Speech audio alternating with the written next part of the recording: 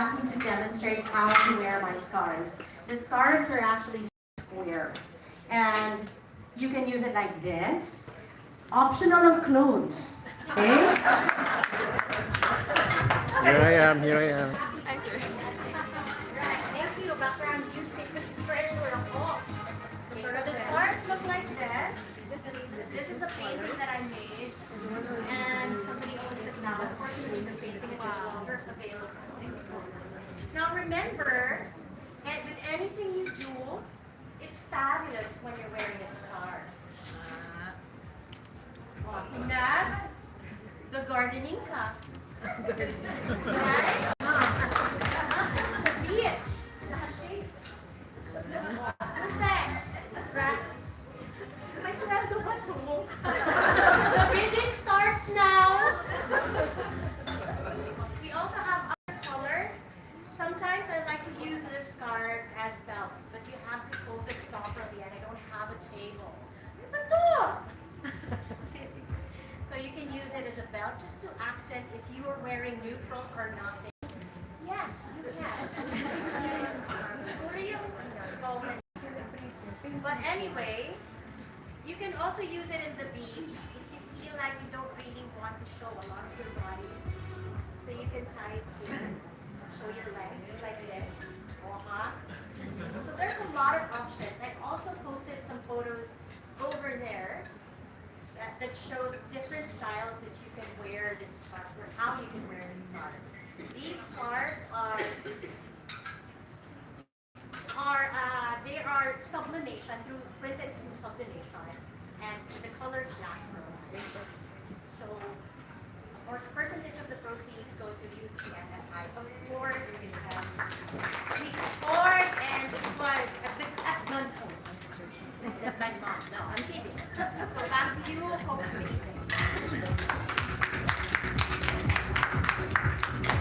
Siyempre, di hindi sa nanay, ano? Tsaka, hindi naman ako ganun kagrabe. The commission that we're asking from her is not really bigger than her product. So, wonderful, wonderful. If you notice our two scholars who are here, si Bea and si Jana, yes. So they're assisting us in our, ano ba to? Service ba ninyo to? Service hours nila. Kasi our scholars also give service hours for UTM. In various forms. Kahit ano, minsan they do gardening for their dorm, for the vegetables of their dorm. It's part of their service, return service. So as we mentioned earlier, each table, hopefully, prayerfully, at least 2 tickets will be sold if you haven't bought any. So we probably can start our program this evening. May I request Amanda to sing our invocation and request all of you to stand in the meantime.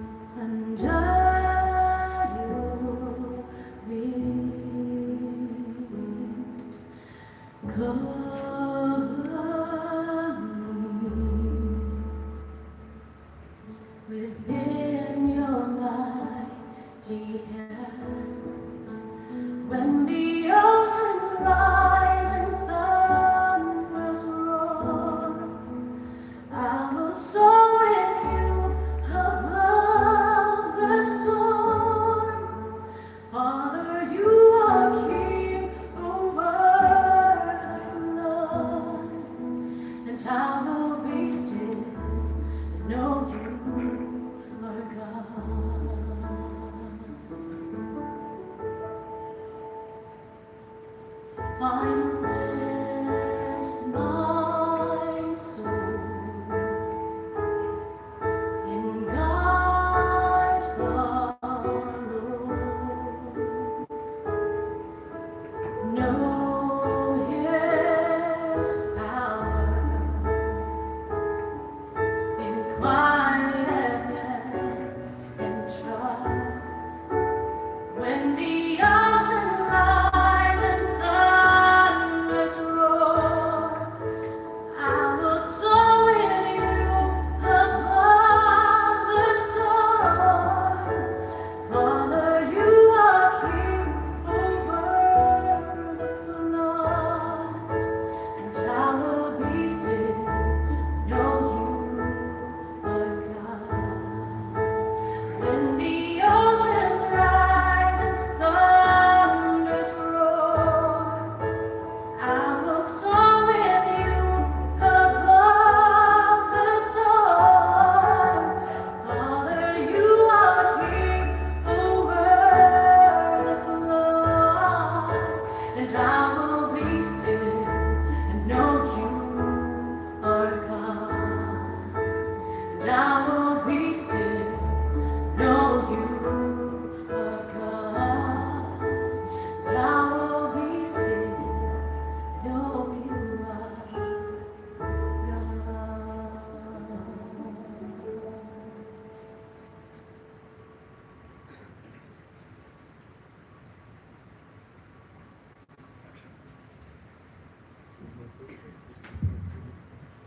You all look shocked.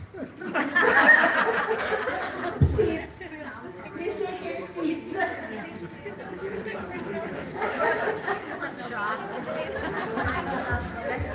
You all look shocked and stunned. So Mandy so very graciously gave in to my request. She's also from UP, no? From UP Diliman, from the College of Arts and Letters. For those of you who don't know me, I am Celia Castillo. I am from the UP College of Medicine, 19... Yes. Student number. You can pick any number. Actually, I am currently the Vice President of UPMFI. But to welcome us properly would be the Chairman of UPMFI, who has been there from the very beginning, even if we haven't seen the form and substance of UP Mindanao yet. So may I welcome our dear John Gaisano Jr. to give the welcome address.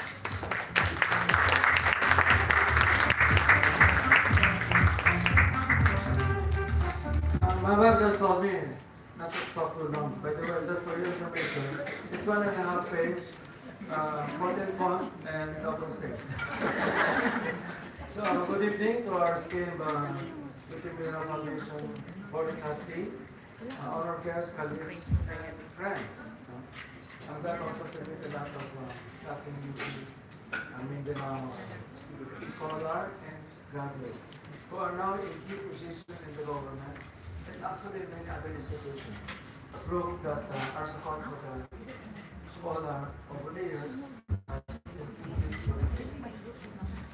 so it is a profound honor to welcome all of you to this gathering celebrating the enduring vision and mission of UP Mindanao Foundation. And you know when was UP Mindanao created? Well, I actually forgot. I thought it was like 2021 years. When I Googled it, I was shocked to find out. It was UP Mindanao was created February 20, 1995. And UP Mindanao Foundation was November 1995. So, matagal na. So, the one standing before you has already become an antique. Well, what is the vision and dream of UP Min? To help UP Mindanao, to help Mindanao. How in the world can an organization accomplish that? You'd be surprised. And we believe that it is to provide a UP education. Yung iba naman, the graduate sa UP, huwag kayong magalit. Kasi we are entitled Kasi this is our anniversary, I can say what I want. According to Mayor Santiago. The story of UP Mindanao and UP Mindanao Foundation began with a singular driving view to empower the poor of Mindanao by providing access to unparalleled quality education. Okay. I hope some of the senator who are UP that can provide better Philippines. The foundation was established almost immediately after the creation of UP Mindanao. Our initial priority was clear, is to attract the best mind from other UP campuses. You can start the UP in another area. If you don't get the UP, faculty. Kasi iba ang kultura, hindi talaga mag-good yun. Okay? So it was clear to us to attract other UP faculty to come to Mindanao. Because a truly great university is built upon three things. Quality faculty, quality well-selected students. Do you know that 80 or 100,000 is like the UP college admission test? Only about 8 to 10% are accepted, and that is distributed all over the country. So it is extremely competitive. And the third factor is superior facilities and researches. Okay. So our focus then was to encourage in the initial years to get UP faculty from across the UP system to come here. You must start with the right people or you'll be in trouble. And without saying, when you bring the UP faculty to start it, then we will have a UP culture, a UP learning atmosphere, and a UP character. In fact, that's what UP Mindanao has become. Saka minsan magulo, no? Student activism. Second, evolving mission. From faculty support at the start, and then we went to student endowment. But soon after the university opened, a deeper need emerges. With so many of the poor, high potential students struggling. In spite of the fact that UP education has very low tuition fee. Okay? I remember during my time, of course that was a long time ago, Ateneo de Manila was charging 3,000 plus %. And during my time, it was 300 plus only. So low. That's why that's the reason why my dad asked me to study in UP. I was thinking actually of UST. Okay, of course, I have no regret, otherwise I won't be here. Okay? So the need immediately gave birth to the scholarship fund. Okay. So our focus actually changed dramatically during the time of former UP President Fred Pascual. Now Fred is active in the government, so I don't know why never mind. He recognized that UP system has become better resource to support his faculty across all campuses.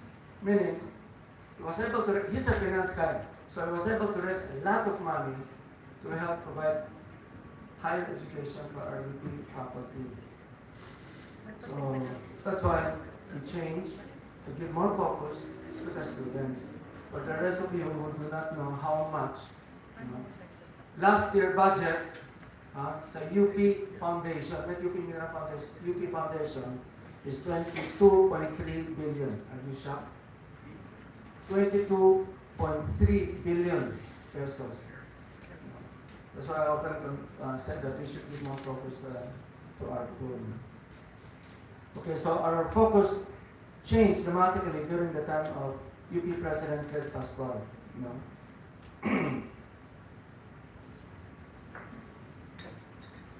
Okay, now, the problem with us now when we are trying to select, so who among the 1,000 students who are more qualified than the other, when 80-90% of them are poor.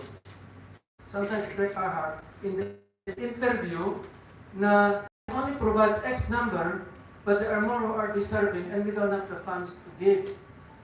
So it breaks our heart, paano naman ito? Diba? And they are really poor. And you have to make a decision kasi the funds is limited. So I'd like to thank you for being supportive. And I'm happy to tell you, many of those graduates are very successful. Not just graduate from UP Mindanao, but in fact, the scholar that we have chosen and who graduate in UP Min, okay, many of them has been quite successful. Okay. In fact, I think 1 or 2 years ago, we found out that out of 10 or out of 15, more than half are cum laude, magna, and magna. So, congratulate to the panel who really have chosen well. So, it is a matter of pride that UP Foundation has stood alongside UP Mindanao since its inception. So, our longevity and commitment are formally recognized by the distinguished UP Board of Regents. You know how important that is? You know how difficult it is for a foundation to be recognized, no, by the UP College of Regents.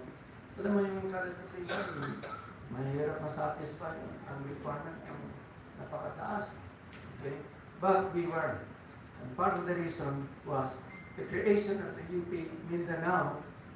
Many of them, in fact all of them, also started the UP Mindanao Foundation. So it was also easy for the Board of Regents to accept. No? If this was new, I'll tell you, it makes it impossible. Number 3, transformative impact. Okay. Today, UP Foundation continue to serve and empower our people in Mindanao. Huh? Foundation, and liit, paano maka-empower you? You'd be surprised. So one person you help has a multiplier effect. So every one of you today has made this possible. Your continued support has made more than just paying for their monthly expenses. It ignites a chain of reaction of successes. You are enabling transformation to reach far beyond the individual student. How is that? Our scholar immediately is able to help their families, siblings, and their relatives after graduation and after finding a job. Do you know that when we did the interview with them, you know what is in their mind? They have to get through the entire 4-year course. And that the one thing that is in their mind is to help their next brother when they finish. So they must pass, because this is only their chance to ever become somebody. From poverty to independence, from dependence to independence, and to enable them to help their next brother. How many of us feel this way when we are in school? When our parents are capable to pay for all our needs, we don't. But these students, they think that way and they feel it every minute of their day. You know, many of them come from the public school. You know, our public schools are not so good, you know that. Many of our employees now who resign from us and join public school, sabi ko, paano matanggap ito? Yung English naman medyo baluktot. Yung grammar naman mali. Sometimes mali yung grammar ko. So,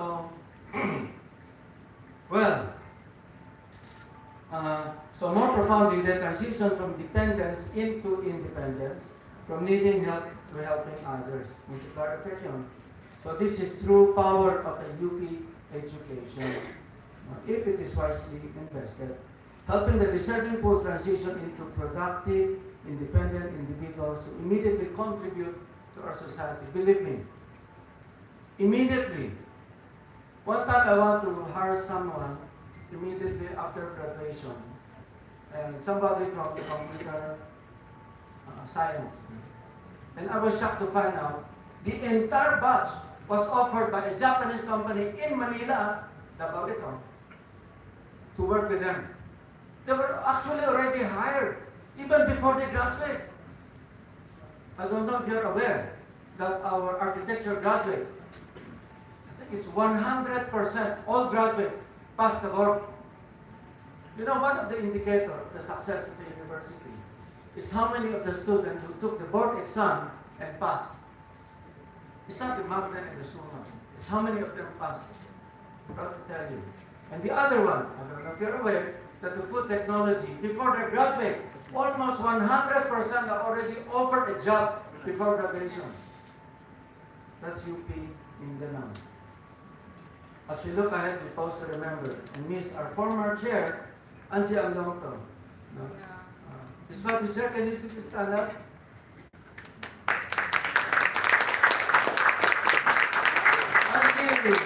He's my good friend. Okay? Sometimes I don't like him, sometimes I like him. I like him if he agree. I don't like him if he does not. but we are eternal friends. I think it's quite that. Okay. And I always joke about him, but I miss Angie today. Thank you for all of you for being here. Thank you for making this transformation possible. The transformation of Mindanao, uh, using education to help them and to multiply. And I'm glad that I think two of our board are UP Mindanao scholar and they are successful and they are with us. Just a last comment, I will not mention all. You know the lady who was a doctor who can sing really well and is an artist also. You know the mom is Dr. Celia. Alam mo Dr. Celia? She was the head of double doctor, the most distinguished, respectable, incredible hospital in Mindanao. I'm not saying the rest are not. I think the survival rate if you go to double doctor is higher. So if you want to live longer, just do it. And Dinah is also graduate from UP. She's a lawyer. She handled difficult case. Should I say, case that are next to impossible. She's a lawyer of Kibodoy. Don't laugh. And then Dr. Guevara, baka hindi mo kilala. He's a chief scientist of San Kilco. Tama no? Okay. Kito is pretty young, you know? You don't believe that. Okay. The other one is no longer with us. Is Dr. Ed Campina, who was one time the president of USEF. Just, no, I will not mention the rest. I just like you to know, yung mga board natin, pero mga star. So, no, maski maliit kami, we are all serious. You know that we change our bylaws, that we are not entitled to any honorarium for information. So, tipid kami. Huwag malimutan, kada centavo that we say will go to our scholars, 80 or 90% of that. So, tipid kami. Okay? But if we're around, we eat a little better. Okay? But when it's spending the money of UP Mindanao Foundation, we are very tipid. So, this is one of the reasons why we have Sonia Reyes. She is tipid. Because Bantero, she wants to save too. But how in the world can you do that? Well, you'll find out later.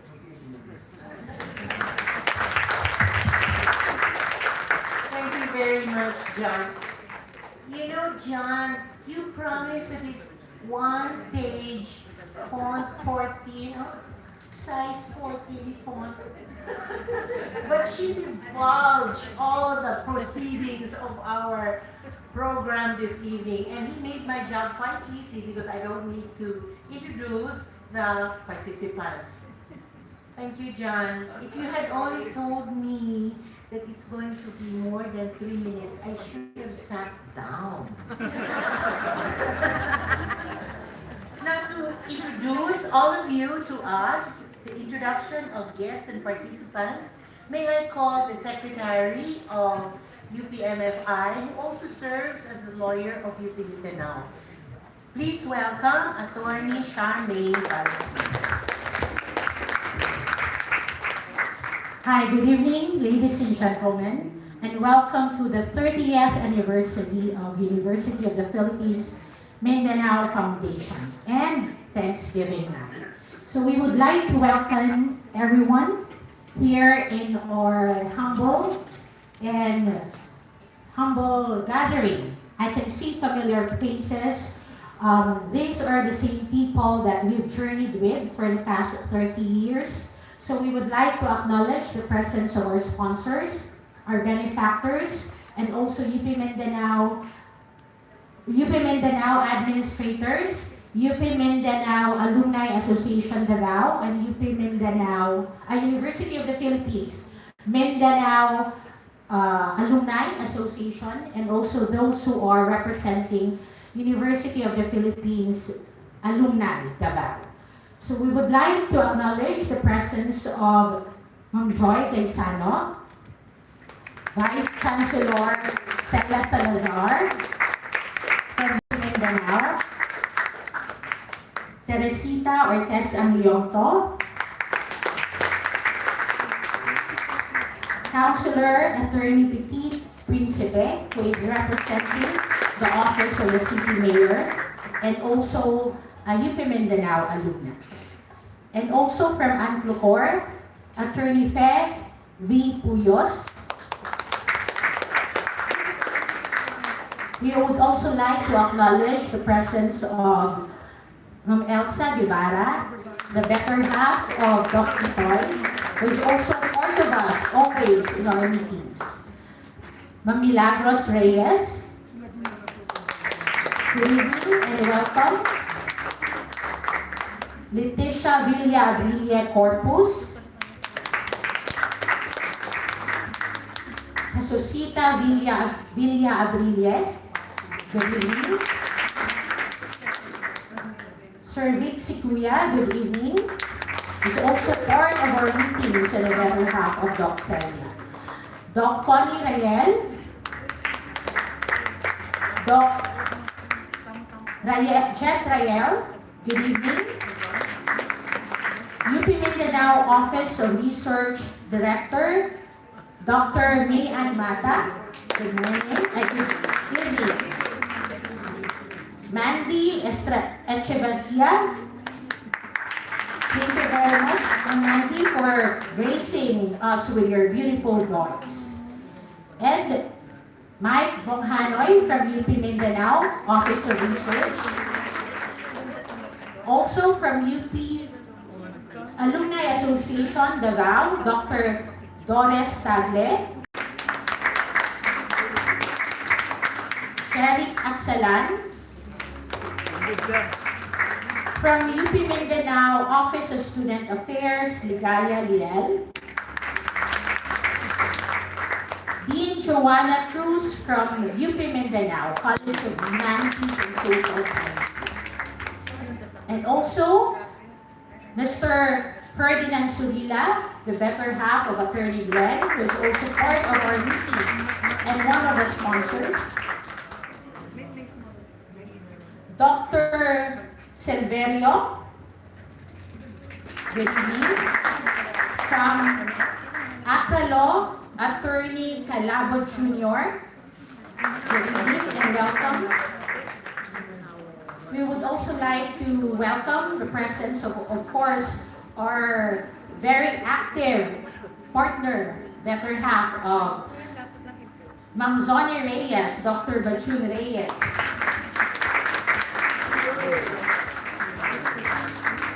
Former Board of Trustees of UP Mindanao Foundation, Sir Bobby Ramos, good evening.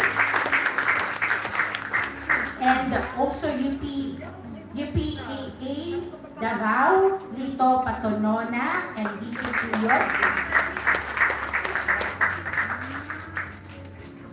Also UP Mindanao Foundation as former scholar, Marites Berdilas Avellanosa.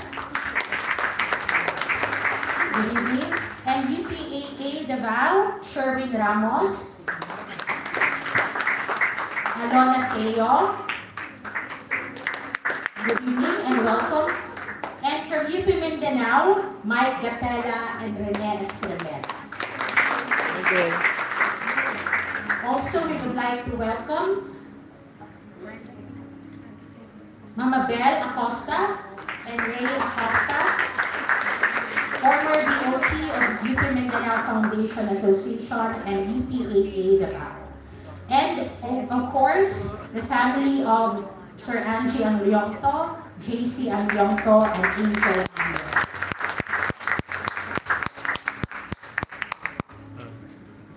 And for those who are not told, good evening. All right. And also, we would like to acknowledge the presence of the Board of Trustees.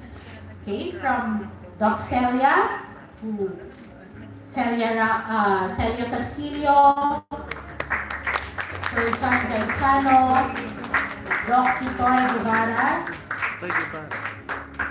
Rose Okianga is also a former UP Mindanao Foundation scholar, and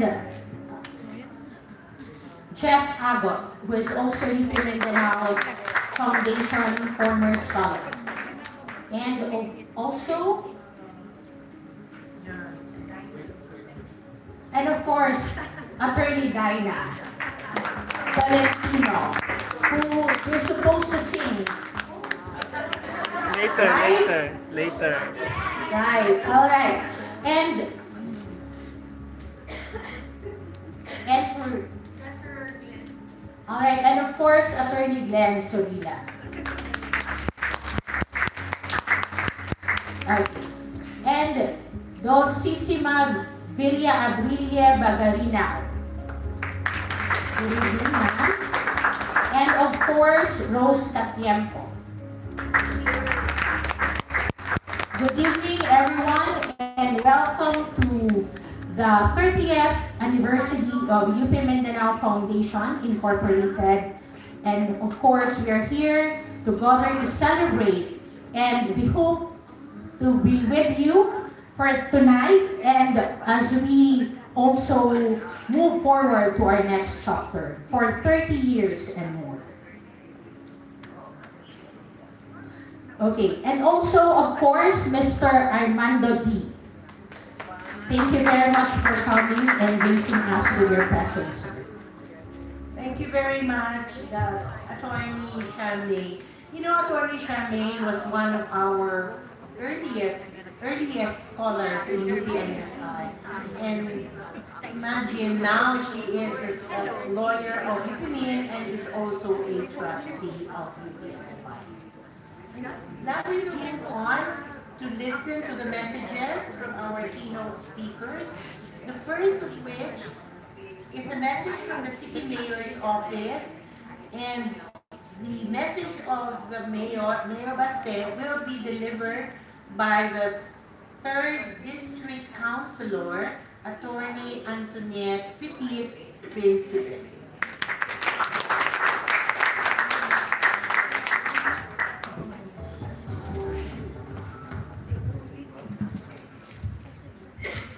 Chairperson John Gaisano Jr., President Zonny Reyes, and Board of Trustees of UP Mindanao Foundation Incorporated, Vice Chancellor Stella Salazar, fellow alumni, donors and sponsors, pleasant evening. It is an honor and a privilege to be with you all tonight on behalf of our acting mayor, Sebastian Zimmerman Duterte. Allow me to read his message. Madayaw ug maayong gabi kaninyong tanan. The City Government of Davao extends its warm greetings and congratulations to the entire University of the Philippines Mindanao Foundation Incorporated community, your esteemed partners, valued sponsors, and everyone gathered here this evening for the 30th UPMFI anniversary and Thanksgiving. In furtherance of the city government's continued commitment to making Davao City a globally livable city, driven by empowered citizenry, it is therefore imperative that we remain united in pursuing initiatives that uplift our communities and strengthen the foundations of development. As such, we recognize the UPMFI, which over the years have stood as a steadfast pillar in championing development, nurturing future leaders, and contributing meaningfully to the progress of Mindanao. This milestone is a testament to your unceasing dedication in shaping the leaders and change makers of tomorrow into becoming more competent, equipped, and compassionate individuals who are ready to reach their fullest potentials. Your 30 years of meaningful work is a reflection to what can be achieved when dedication and perseverance meet purpose. And so, we hope that the entire UPMFI community continue to embody the highest ideals of service, integrity, and excellence in all your endeavors. and may the legacy you have built over the past 3 decades fuel even greater accomplishments in the years to come. Once again, congratulations and more power to the University of the Philippines Mindanao Foundation Incorporated. Daghang salamat ug maayong gabi kaninyong tanan.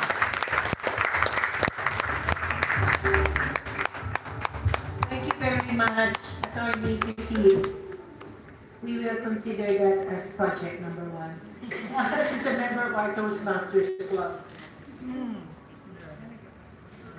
As far as I remember, Attorney Petit is also from UP Mindanao, right?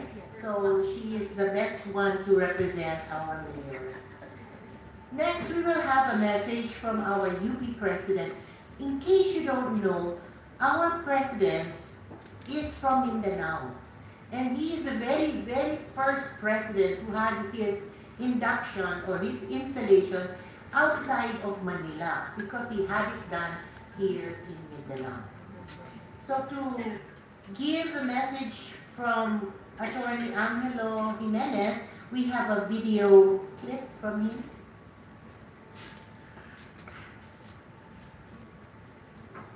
Maayong gabi kanin tanan diha sa Davao. Mayabipod. It is with immense pleasure and honor that I greet you all on the occasion of your 30th anniversary. The UP Mindanao Foundation Incorporated has come a long way over the past 3 decades. And I know that you are ready to embrace even greater challenges in the years ahead. It all began in 1995, and we all know it, when UP Mindanao became a constituent university on March 22. This achievement was decades in the making, thanks to the dedication of the UP Alumni Association of Davao and countless Mindanaoans who long for quality higher education in the region. Over time, students arrived not just from Mindanao, but from the Visayas, and even from Luzon, drawn by the promise of an excellent education. With this growth came challenges, especially financial and logistical hurdles for both students and staff. Recognizing this need, the UP Mindanao Foundation was established to provide critical support. And for 30 years, you have answered that call. As your mission statement reflects, you have worked to ensure accessible and excellent education for Mindanaoans, sustaining and elevating UP Mindanao as a premier educational institution. As a fellow Mindanaoan from the Manobo tribe, I understand the experience of being exposed to a world larger than one's suits. The mix of excitement, homesickness, and careful navigation of new environments. Many students face even greater struggles, economic barriers that force some to give up the hard-earned places of the university. These are the challenges the UP Mindanao Foundation has addressed through scholarships, faculty support, and programs responsive to the unique needs of Mindanao. This school year, you have supported 31 scholars, and in the past 30 years, your initiatives have touched 252 students and 131 faculty members, supported by 144 trust fund dollars.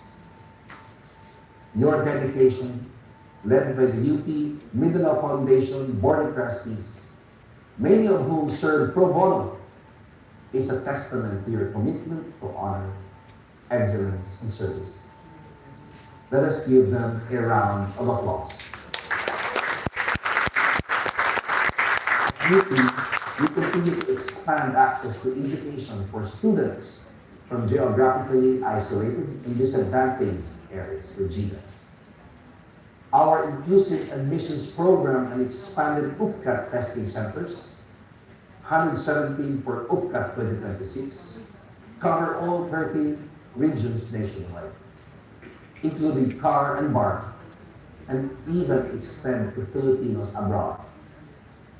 Despite free tuition under Republic Act 931, students still face costs for dormitories, school supplies, meals, and transportation. To address this, we launched the Liga Scholar Program, providing substantial financial aid to incoming freshmen from low-income backgrounds. With your support, UP Mindanao Foundation helps ensure that deserving students can pursue their dreams without being held back by financial barriers. Your work has already created a ripple effect far beyond region, inspiring students, faculty, and communities alike. Together, we share the dream of giving young Mindanaoans the chance to thrive, and I am confident that with the UP Mindanao Foundation, the dream will continue to grow. On behalf of the University of the Philippines, I extend my heartfelt gratitude to all of you at the UP Mindanao Foundation Incorporated for your unwavering partnership, dedication, and generosity. Let us continue this journey together as we advance the 5,000-strong vision for UP Mindanao. Padayon sa atong mga paningkamot, padayon sa atong pakigbisog. Daghang salamat kaninyong tanan. Happy 30th anniversary, UP Mindanao Foundation Incorporated. Padayon.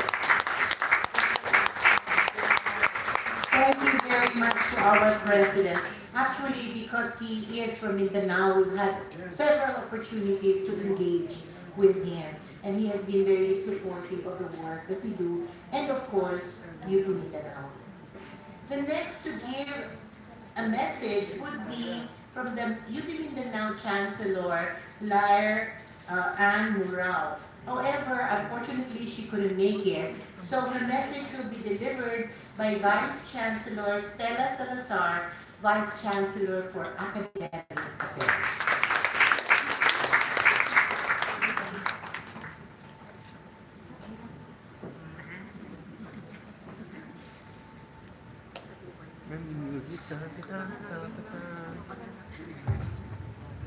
Good evening, everybody.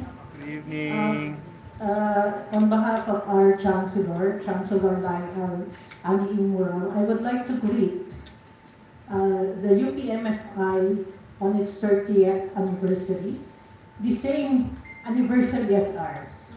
We started it in February, and yours is towards November. It just shows na sabay talaga. I mean, really, this is only the start of the foundation. But I know, way before UP Mindanao came into fruition, you were there pushing for the establishment of the school. And we are very thankful for that. And also, siguro, it is very near my heart because I have twice been the OSA director, and I know how our students struggle so much. And malaki pong tulong ng scholarships na naibigay niyo. And we're thankful. Nakita niyo naman po yung ating naging scholar. And they turned out very good. And hopefully, your scholarship will continue to help our students. So, yun sinabi nga po ni President, we aim to have 5,000 students in the campus. It might not be in the next years, but we will surely go and get that number. And hopefully, you are still with us during those times. And we continue to look for students in Mindanao that we can make an impact with their families. And also, with our faculty, siyempre, you know, the struggles of our faculty, the up or out. If you don't publish, you perish. Something like that. And we are really We are very thankful for your support, particularly in the research dissemination grant that you gave to our faculty. Okay? So, I hope we have 30 more years to come, and before that 30 years, we reach the 5,000 students. Yes, we call it R to 5K, our road to 5,000 students. Good evening, and thank you.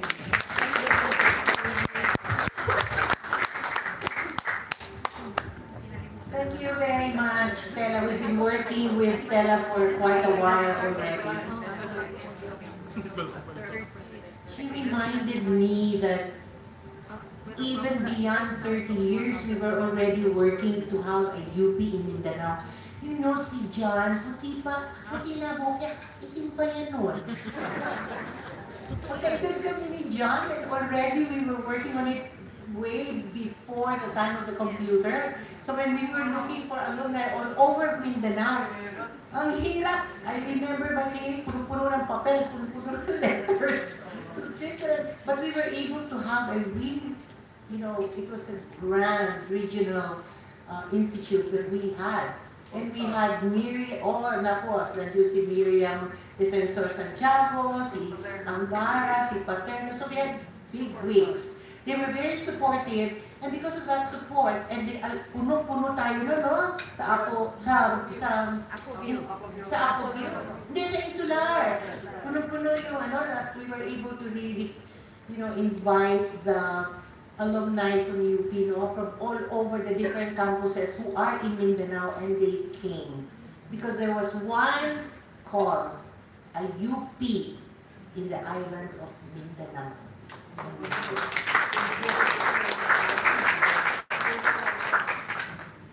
So thank you very much, Ma'am Stella, for reminding us. But ikaw, maputi ang buhok, ako nagdaday.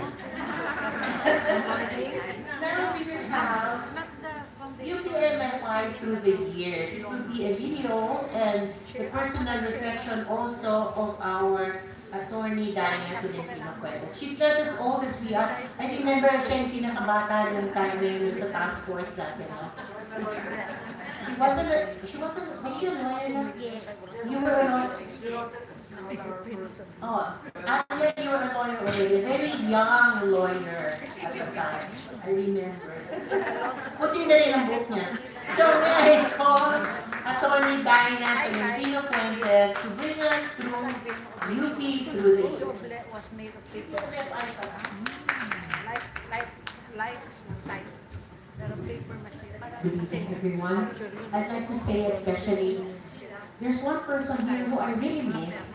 He was my ninong in my wedding in 1996. And I just wish he were here because I think he was the guiding spirit, the moving spirit behind all of this that we're doing. Yes. Because it was through his efforts that really we were able to come together, connect with those in national government so that we could have UP in Mindanao. And I'm talking about our very own Angie Angyokto. Yes. And I'm just so glad that his family, Ninang Tansi, and the children are here. Because at least we feel that somehow, because you're here, Angie is also here with us. Yeah. And so, you will see Angie here in the pictures. Maybe have the slide, please. May I request that the lights.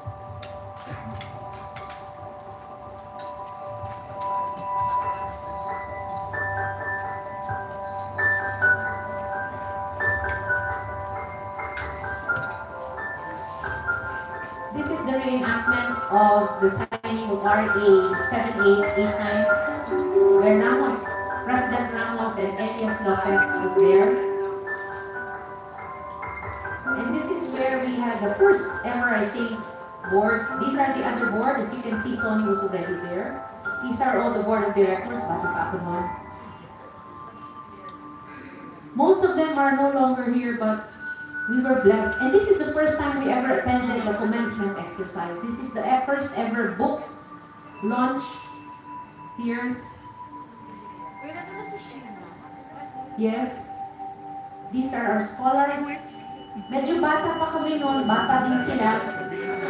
These are our scholars. As you can see, Danny Villan was still there. Romy Blanca Vera, sorry. We invited him. As you can see, nandyan pa si, bata pa si Celia, oh.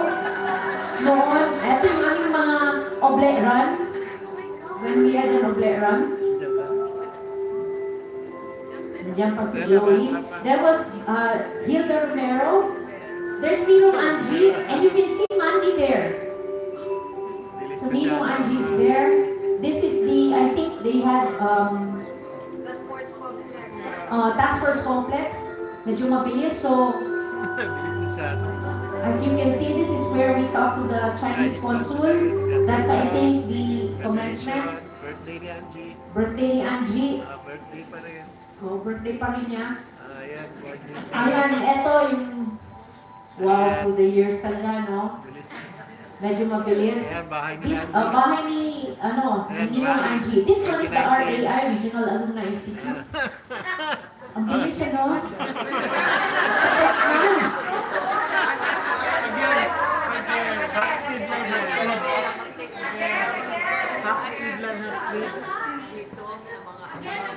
Ayun, oh, medyo, ayan, nandyan si Bobby, nandyan si, yung mga chancellors, so you will know the years by the chancellors present.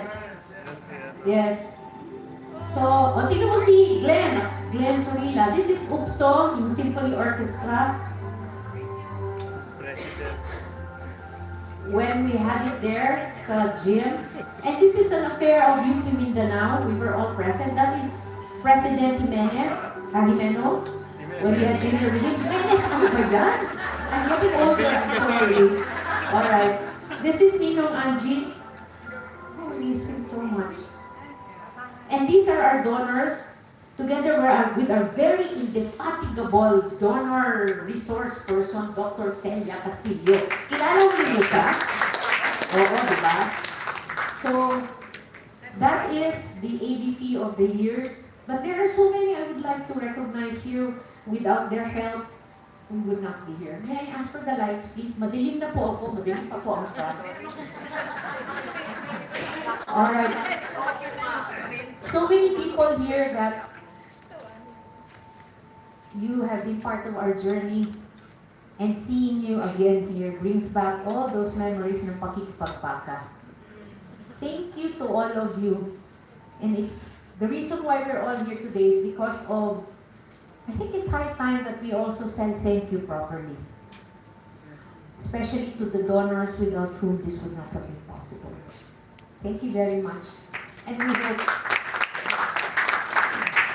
But I just really wish Ninong Angie were here. Nino, wherever you are, thank you so much for everything you've done for us. Good evening.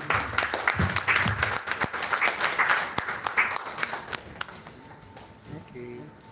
By now, you probably already recognize and realize that only reason why we're still here, kasi puro kami sira ulo.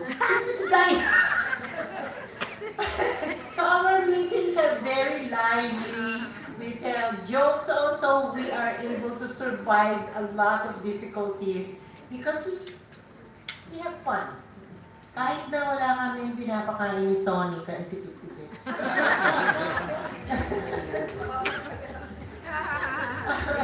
So, henceforth, we will begin to already give the awards to our very, very wonderful donors from the beginning who were with us. Without you, wala rin kami, no? Because we are fundraisers, and without the funds, we cannot support the vision and the mission that we have envisioned. If you will notice in each of your tables, we have copies of the Kabalikat. So that is our 30th special edition. And you will see there that the title or the theme of our newsletter, medyo malaki-laki newsletter, is Moment of Truth. Moment of truth. Are we being true? Or are we still being true to our vision and mission? And as we reflected on what we have been doing in all of these 30 years, we have been faithful.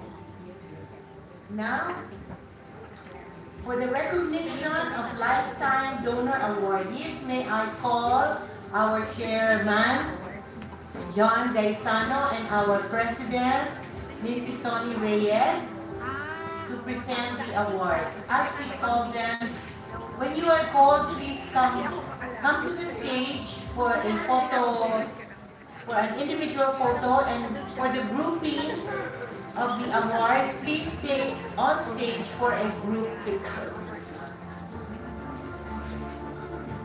For the Diamond Award, the very first who partnered with us was the city government of Davao. So from the city mayor's office, may I request Attorney Petit to represent the city.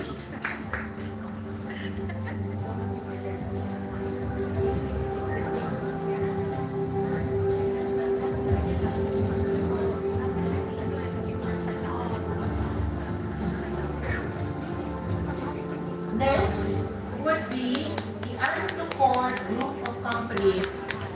Actually, Don Antonio Florendo was also one of the very first who contributed to the foundation. They provided the seed money for us.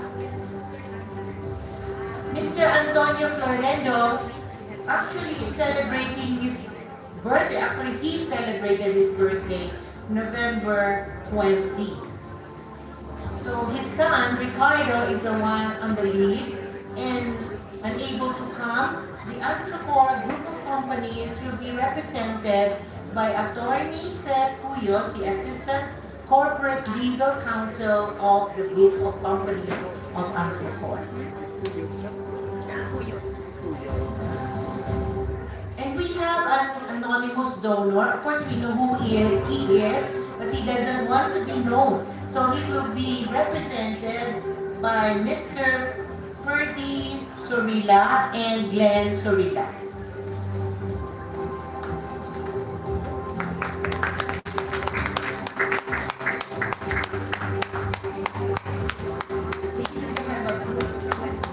Please join. Alright, that's now. Join the group. And a group photo. Once more, the City Government of Davao, the Antonio Florendo Foundation, and the Anonymous Donor. Represented by Thank you so very much. The Ruby donor is unable to come, so we will move on to our Sapphire donor. The first of our Sapphire donor, please, President Sony, present it to John S. Gaisano, Incorporated.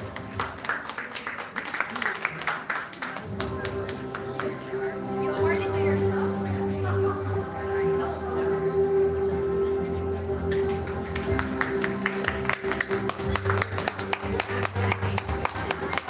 Join them and join.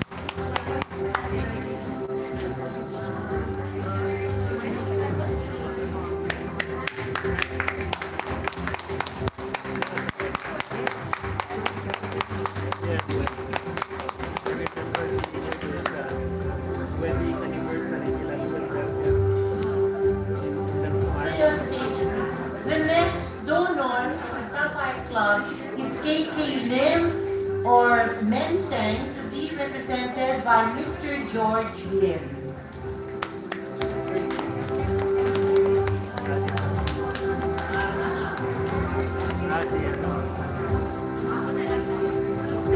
So, Attorney Charmaine will receive the award for KK Lim. The next is Mr. Cesareo Villa Abrilie, to be represented by Mrs. Villa Abrilie.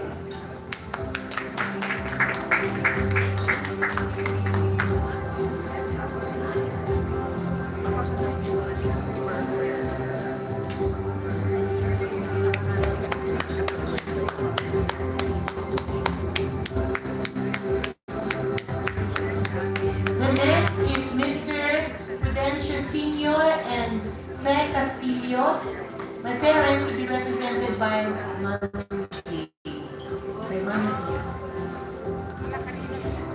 by me.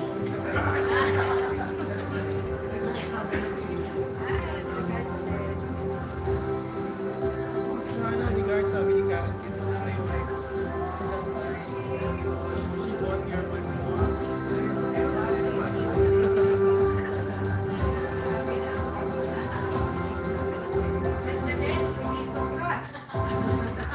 next will be from Philsaga, Mr. Raul Villanueva, to be represented by Mr. Armando D., the Finance Controller of Philsaga.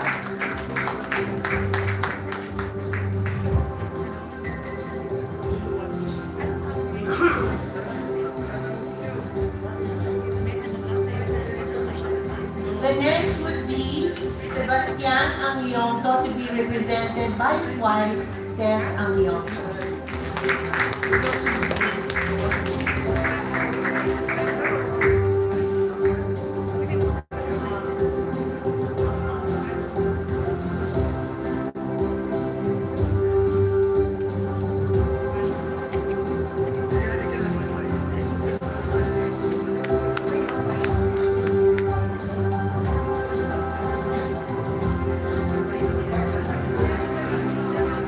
So we will just give the awards.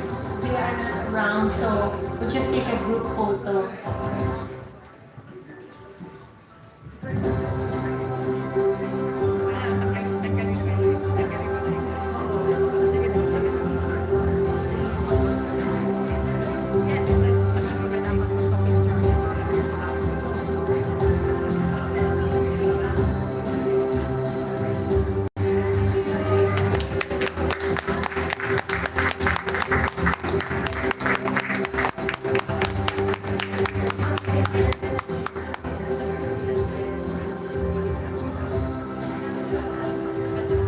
We will now proceed to the gold awardee.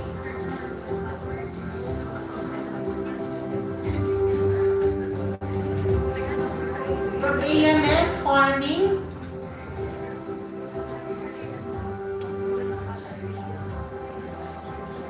Ferdinand and Attorney Marie Glenn Sorila.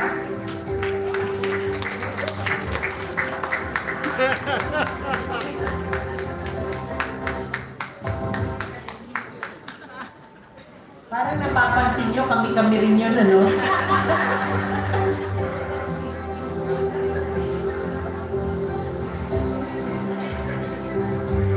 Representative from Sally Leuenberger.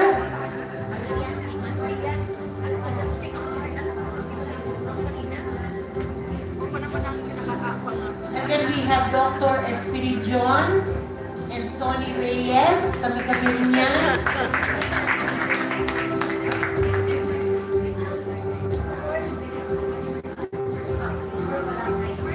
So we move on to the Silver Club. Mr. Espiridion and Sonny Reyes.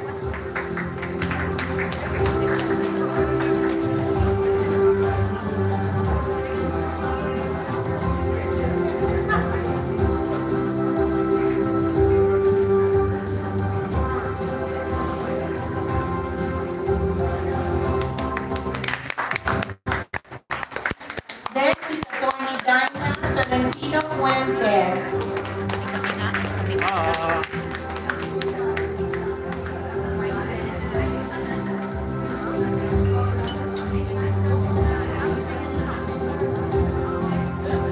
Ayan ang target natin for tonight. Yan kasi si chairperson. The next would be Mrs. Estela Reyes. To be represented. Anak. Anak, kailangan na ng assurance.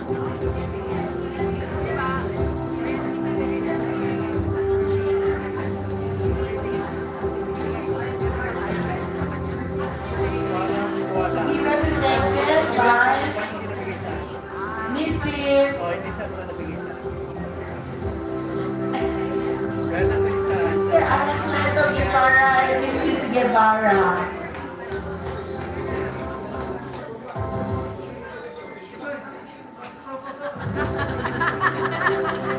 Separable din yan. Separable.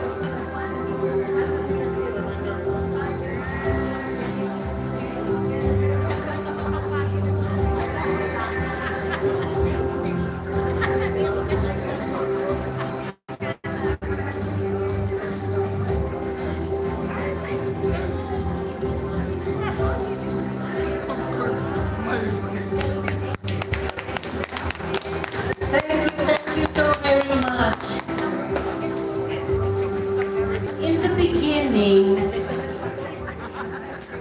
what we were doing was get the interest from the trust fund from all of these donors. And that is what we use for our scholarships and even for our faculty support. And then we noticed that the interest rates have really gone down and the number of our scholars have also gone down because we couldn't afford so many. So we had this idea of offering scholarships for individual scholars. So it would be either a person, a donor, contributing to the individual student for 4 or 5 years, contributing 45,000 pesos per year. And then we thought, maybe because there is going to be a one-on-one engagement, that we would be able to have people who will do this also for us.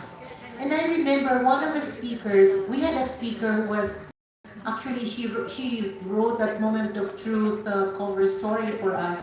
And she said that for a foundation or for a non-profit organization, the very first people who are supposed to be the ones who will start it would be the poor. And so that's what happened. And because of that modeling, we were able to get more and more people contributing. That is the reason why instead of just having 14 or 15 scholars, we were able to increase it and increase it and increase it until we have 31. So may I request our Vice Chair, Dr. Anacleto Guevara, to present the different donors for the individual and group scholarships.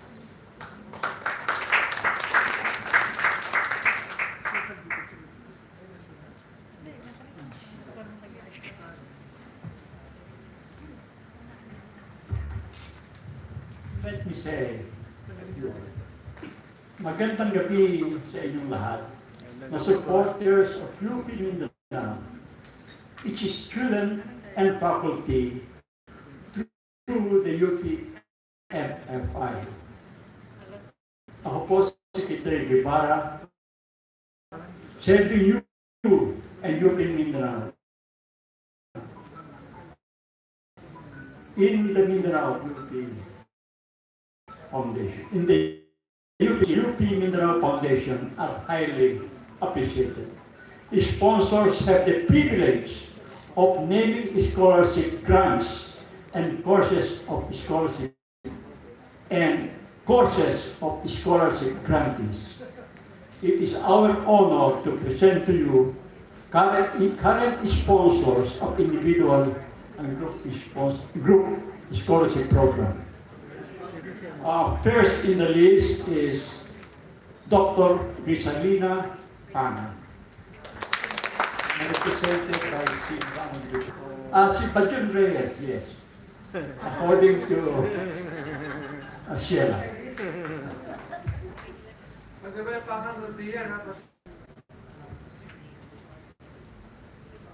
The second sponsor is Dr. Espiritu Reyes.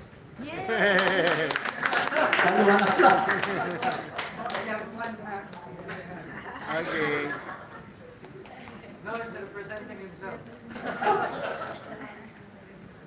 Okay na. Another crisis. Solved.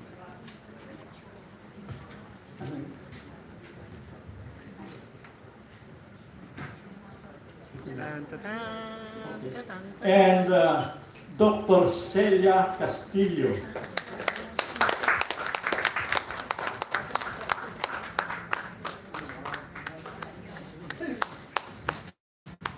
Maikli ang listahan ko dito para maraming included sa draw.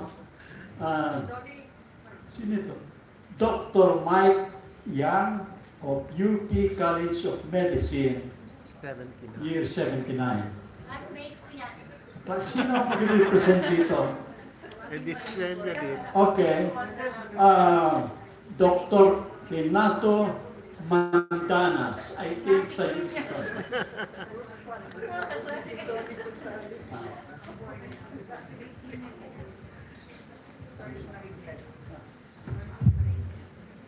Remove it there, so we're on the center. Okay. Attorney Glenn Surila. And husband. And Ferdinand Surila and family. At, okay. Attorney Marie Daina Tolentino Fuentes.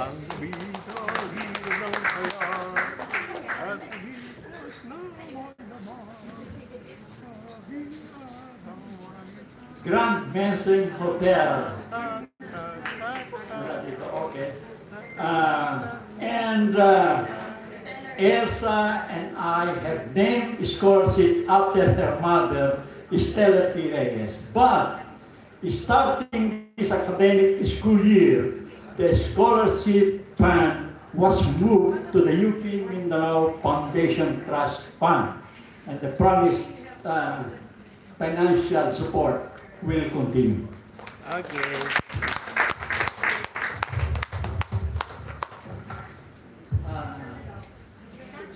Si Elsa. No, it's Assurance. Assurance. Kaya ako na lang. Siya na lang daw mag-assurance. Mahirapan paglalakas.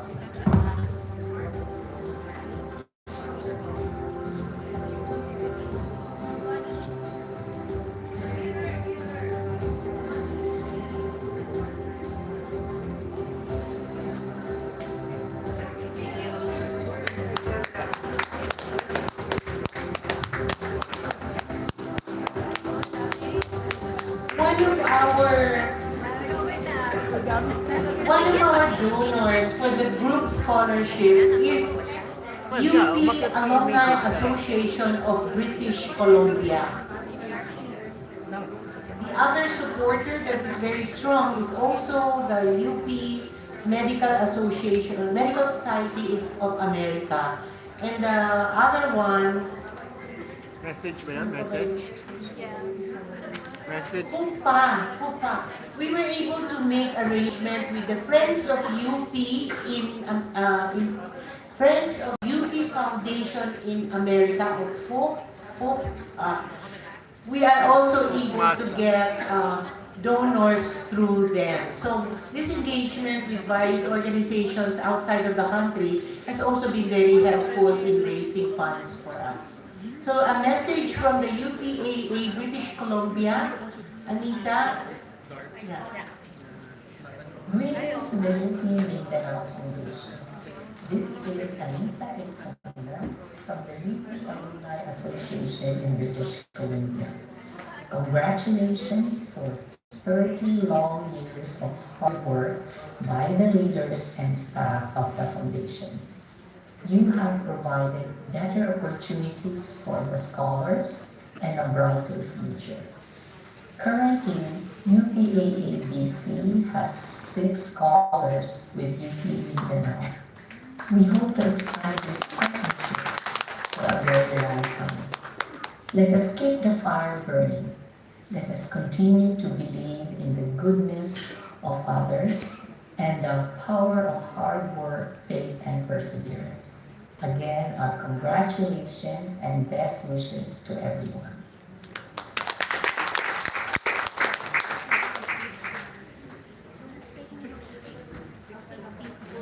If you will look at your program, it says there song number by Attorney Diana Filipino Fuentes.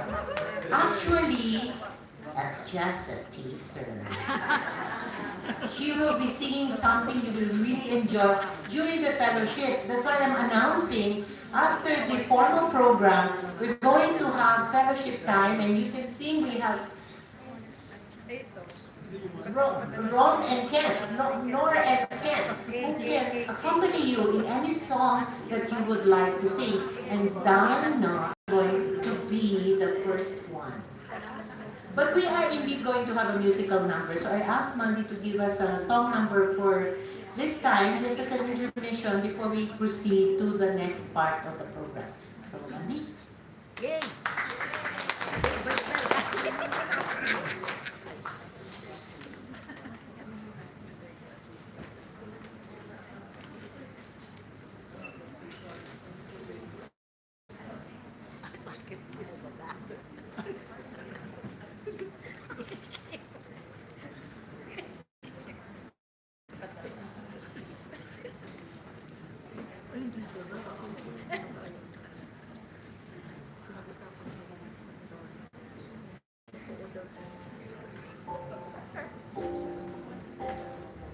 This is a song by Lady Gaga.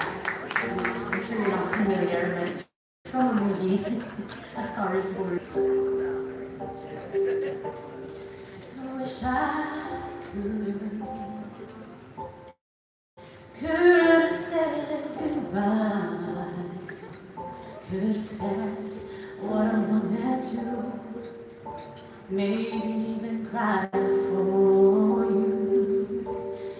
If I knew it would be the last time, would have broke my heart in two, trying to save a part of you.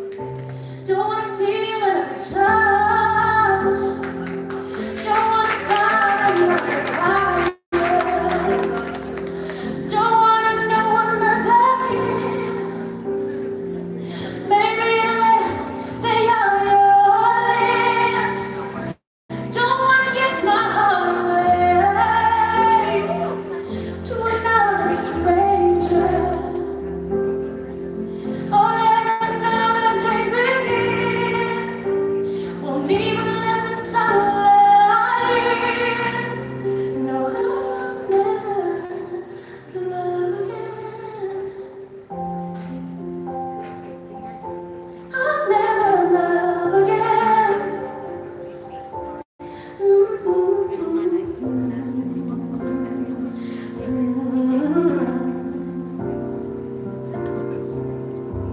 When we first met, I never thought that I would fall. Never thought that I'd find myself lying in your arms. And what a pretend that it's not true. Oh, baby, that you're gone. But the world keeps turning, turning, turning. And I'm not moving on. Don't wanna feel another touch. Don't wanna start another fire.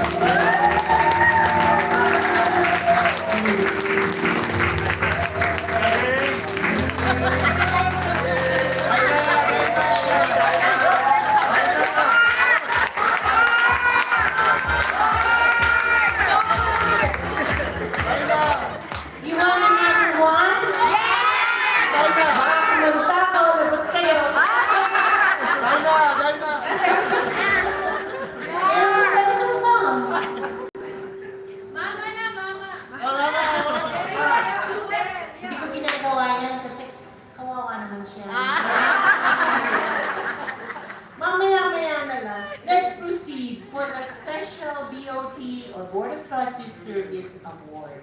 And this will be given and presented by Attorney Glenn Surilla, the Treasurer of UPMFI and also the Chair of UPAA Davao.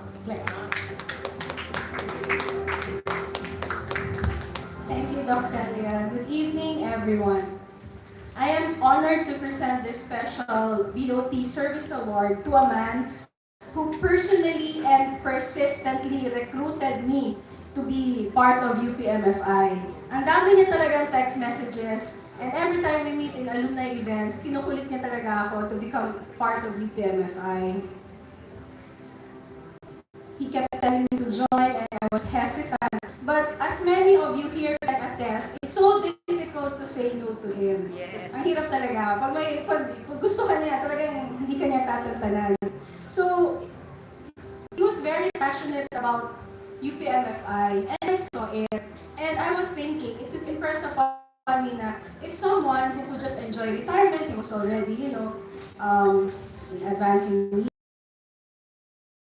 If someone like him would still be very passionate, wholeheartedly active for love of UP, what more someone like me who was younger then, yes, and physically able also, and equally loves UP, then I thought, why not? And as I said, mahirap to say no to him kasi ang kulit niya talaga.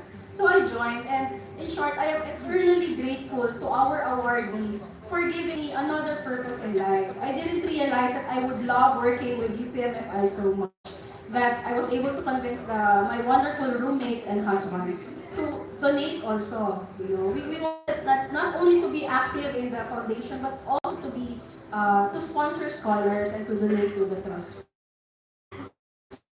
This is a beautiful purpose in my life, and I'm eternally grateful to our service awardee. So, ladies and gentlemen, our BOT service awardee was a trustee and perpetual chairman of UPMFI since 1995. He's no other than Sir Sebastian Lim Angyongto, or as we fondly call him, Sir Angie. May I call our Mantes, Angel, and please join us on stage.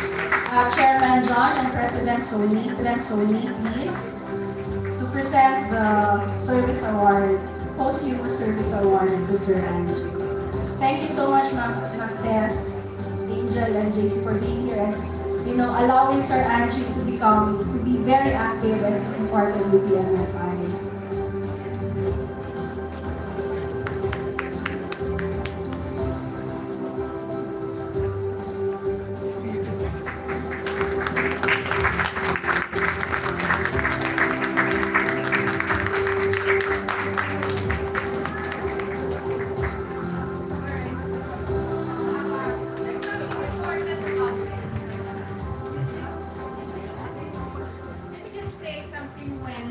Sir Andrew was in the hospital.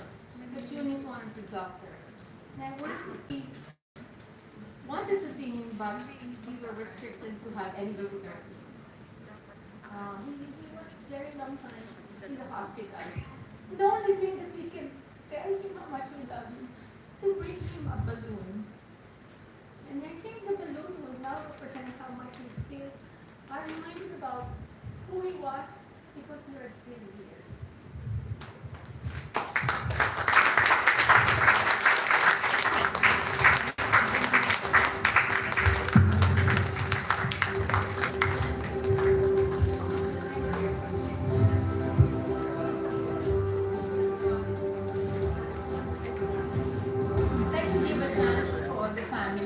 Something, and I think you will be surprised.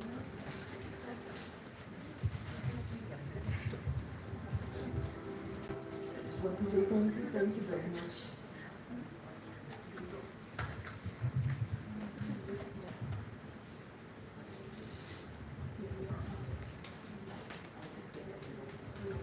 She prepared an envelope. Particularly instructed me that there will be something that they, as a family of our past chair, would like the legacy to be continued. This is how they're going to show it. It might be publicly, but we are really indebted because the legacy is being fulfilled in his absence.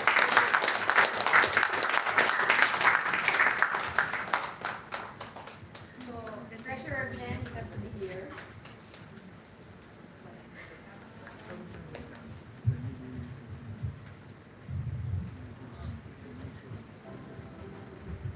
My son, Giancarlo, daughter Anjali, and the wife of Angie, who would like to donate this for the scholar of the UP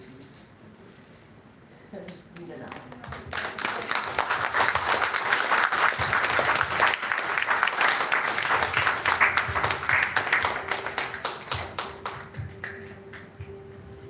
So we have a scholarship name under the name Sebastian Longo Scholarship.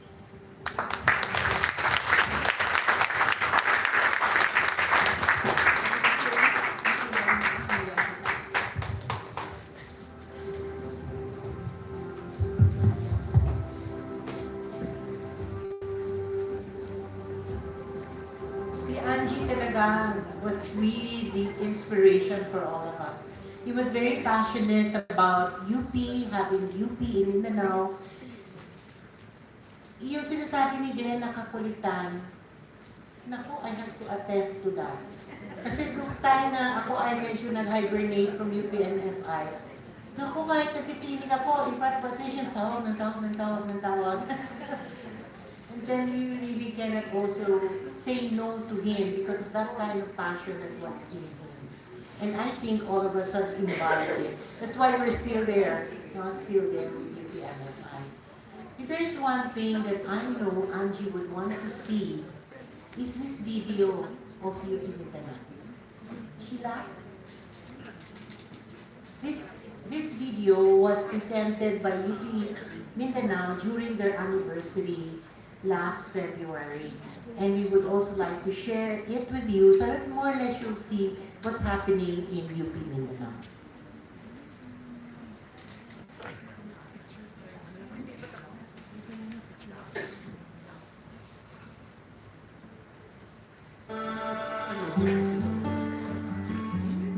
In UP Mindanao, we start from scratch. You're one of those who will put something into that canvas. UP Mindanao is the capital of change in Mindanao. As a UP Mindanao student, the most important thing that I learned is to really see the bigger picture, but at the same time, you're not trying to ignore the smaller parts of the bigger picture.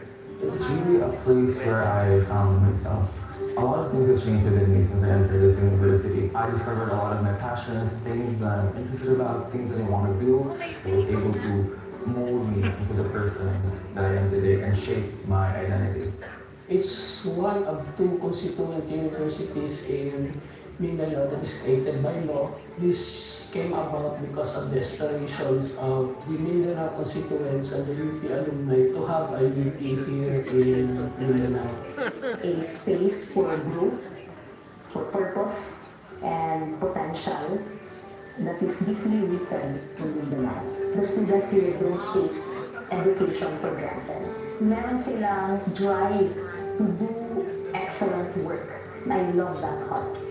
Ang pagiging UP student ay hindi lamang nag-excel sa academic, but also sa larangan ng sports. Natutunan ko talaga sa pagiging student athlete yung discipline, respect, honor and excellence na binibigay ng UP namin. To know more about ourselves and to grow more as a person and as a We have this mandate, this big responsibility to lead in education, in research, in public service, to respond to the local challenges and opportunities in Mindanao.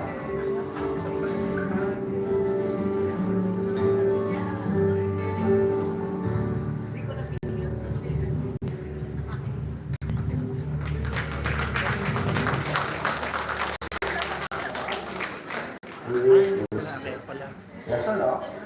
Alright, so now, what is it that we have to do next? Okay? You have to persevere. Oh, exactly, right? Exactly. Those graduates that embody cool heads but warm hearts. We use scientific principles to be able to analyze problems jobs. Warm hearts will direct our efforts towards making sure that those that are marginal and disenfranchised are liberated at the same time we can learn. Most of our professors are project heads and researchers, and they really provide us insights from those areas, specifically the far-flung areas here in Mindanao. Napapalalim yung understanding natin in terms of societal issues. The School of Management equips its students to lead in the development of the agribusiness sector in Mindanao. So we are here to bring out the best in that sector through research, teaching and learning, and public service.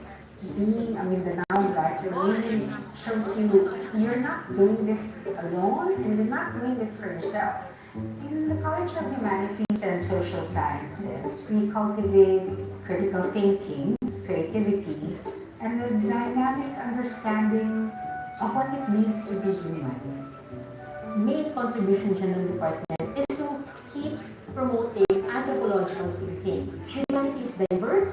Itong diversity na ito should be seen as a source of strength. Every day we are communicating, whether we like it or not, communication is power. But more than that, there is mentoring. Not just for students, but there is mentoring within faculty members as well. Kung gusto lang natin para sa aking students is for them to develop their competencies that will allow them to work and promote sports and physical activity here in Mindanao. We have been consistently excelling in the architectural teachers. More than having the professional ID, at the end of the day, over and above that is to serve our community.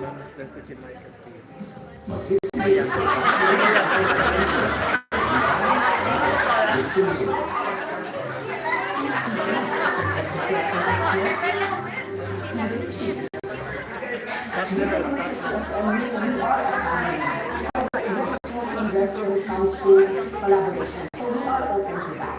I must say, I'm really proud of that. The research awards together with the students. The discourse in terms of providing information and comments on a particular activity is very healthy, no? Napaka-learn pa pakinggan, pero mas hanggang nyo akong mag-aaral. You know, Mindanao is really known for Thai Biodiversity. For the biology program of the college, it's really an opportunity to live in harmony with the environment, to preserve the organisms that we are trying to protect in Mindanao. So we were given the international certification from the ASEAN University Network Quality Assurance, and it's the first BS Biology program to do so, and the department should be proud of that. Maybe everyone will try to for that. 1, 2.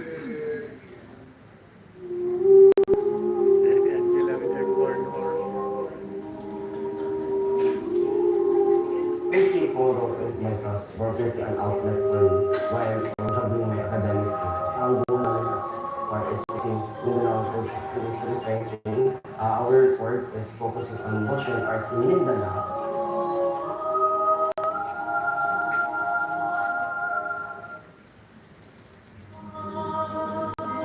Very open ang organization to magtanggap na anyone, and at the same time is the members of the group nurture each other to become the best versions of themselves in that specific passion.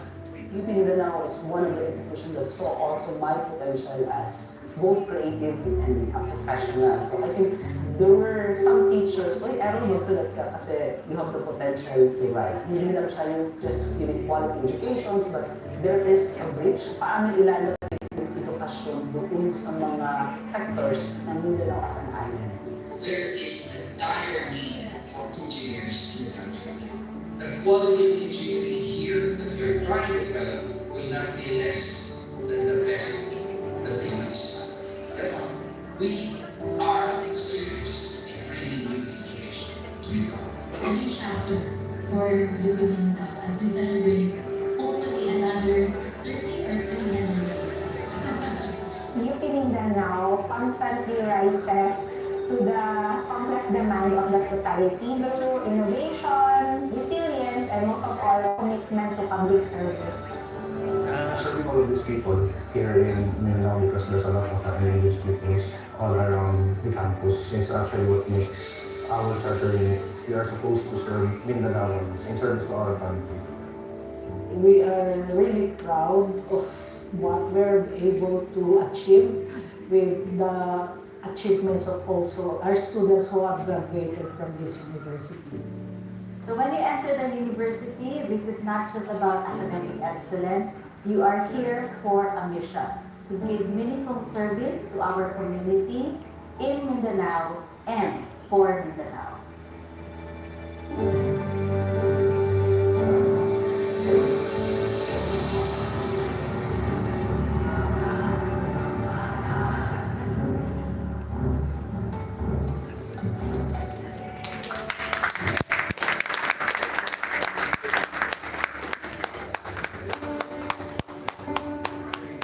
From a dream to reality.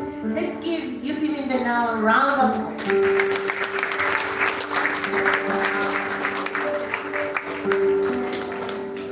The mission of UPMFI has been made real through three different ways. The first is through scholarship grants. The second is support of our faculty through their researches. And the third would be the fund management. The fund management is also in support for the research activities of the faculty, but they are granted funds, by different organizations. And the role of UPMFI is to be the fund managers, the ones who takes care of the fund, making sure it's put into good use and dispersed as the researchers need them. So three different areas of support to UP Mindanao. Some of the recipients of these activities have given us feedback. The first one that is very active in fund management partnership with us is Dr. Larry Degal. He used to be the Chancellor of UP Mindanao, and it's with the School of Management. And he prepared a video for us to listen to. Video na lang siya.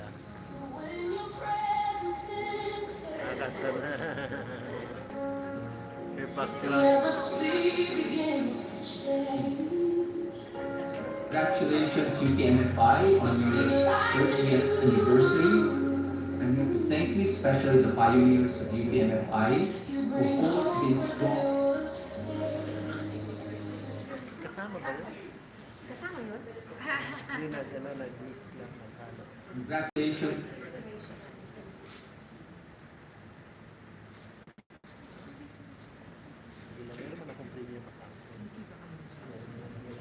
By the way, that logo, the original logo of UPMFI was designed by Mr. Vixie Kuya.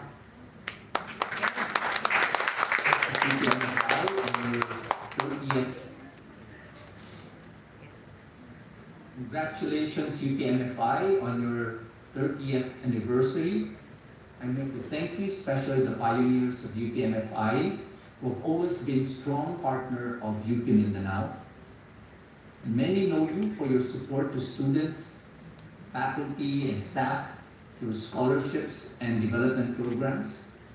But what is less known is how crucial UPMFI has been in helping faculty like me grow our research, our public service, and extension work. Since I joined UP Mindanao almost, 25 years ago, sustaining research and community programs has always required external support. UPMFI helped, though, fill three important gaps by providing bridge funds to retain skilled researchers between projects, giving us the flexibility needed to work with international partners, and allowing fair, flexible compensation for researchers within funding rules. Because of this support, we were able to keep teams together, attract more funding, and create lasting programs. This partnership also helped me establish the Agri-Aqua Value Chain Laboratory here in UP Mindanao 2 years ago, which will soon be strengthened by 2 new projects to be funded by the Australian government. Though all through UPMFI, our collaborations with international funding agencies such as the International Development Research Center, BFAT, World Bank, ACR, ADB, and others have improved livelihoods of small producers and influenced policy here and abroad. So to UPMFI, thank you for being an invaluable partner. Your support has made a real difference.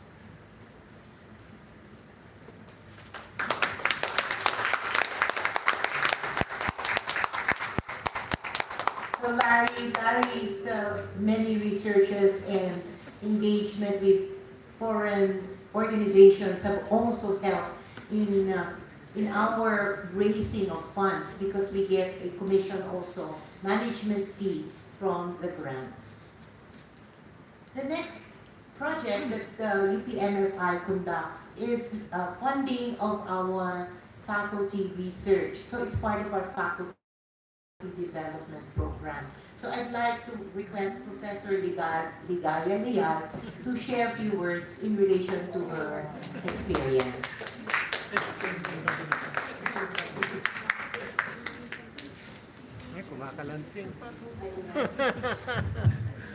Good evening, everybody. Good evening. I would like to say thank you again for UP Mindanao Foundation for providing faculty assistance for my research presentation, which I did last March 2025 during the International Conference on Environment and Rural Development. So this support is very important, especially for faculty who want to establish their record for their research. And we know that being a researcher is also a prerequisite for being a tenured faculty in the University of the Philippines Mindanao.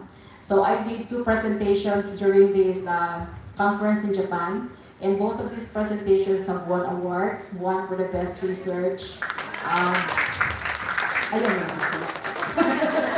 Best research is on the sustainability of coffee farming in Libak and Calamansig, Sultan Kudarat, the part of the video that you have seen.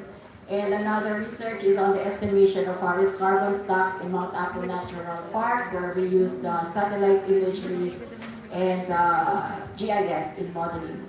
So as a result of these presentations, so I was part already of the International Society of Environment and Rural Development, and they have tapped me to be a reviewer also of other research. And this has also brought some collaborations with the research. There are a number of proposals that we're making as a part also of this activity. And the very direct impact of this activity is that I have developed an NSTP course for UP Mindanao. It's on urban agriculture and food waste management, which will be offered starting August 2026. And then because in response also of the problems of our students, some of our students in reality cannot afford to eat 3 decent meals a day. So with sustainable agriculture, which was sustainable gardening, which was started by my predecessor in the Office of Student Affairs, Ma'am Stella, we are continuing that program to add more vertical gardening, hydroponics, and other types of gardening. And the proceeds or the surplus and the produce coming from our gardens will be used to provide hot meals to our students, rice and a simple gulay that will give them some food to sustain them for a day long of rigid academic work. So this is also important because I have, sabi nga, we had a training this past week on Linang. So why did you choose UP as your place for work? So I said UP is home. Because when I started working in UP in 1998, being a fresh graduate, kaya familiar yung mga mukha ninyo when you started in Ladislawa, then we moved to Terasa Vilesa. So when I had my PhD in Texas A&M, I decided, and I also had opportunity to work for 4 years there in a community college. But the rendition of our service to foreign students is very much different compared to working directly with our own blood.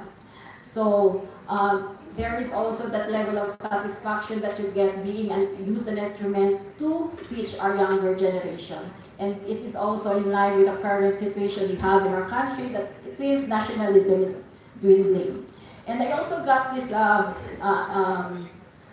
inspiration coming from my Korean friends. After graduation, they are really forced to come home. And I said, why do you have to come home that you can also find employment in the United States? Because it's a simple answer, I love my country. So I said, why would Filipinos not give us that direct answer when we are asked, where would you work after graduation? Right now, some students would say, I love to work abroad, but I think it's a big challenge for the Filipinos, especially for the teachers and faculty, that we should be the ones to instill love of country back to our own students.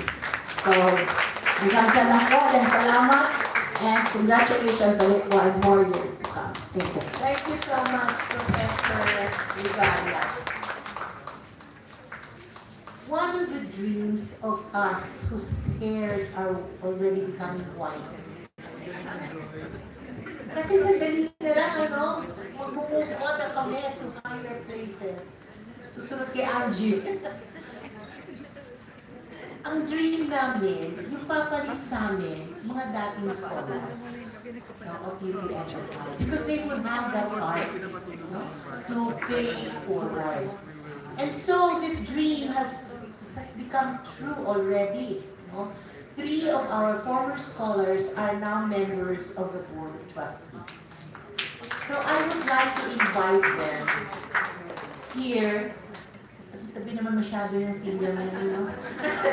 I'd like to invite the 3 of them to share some of their experiences and perhaps give us some inspirational message. May I call Attorney Charmaine Valentin, Mary Rose Opianga, and Jeffrey Abo.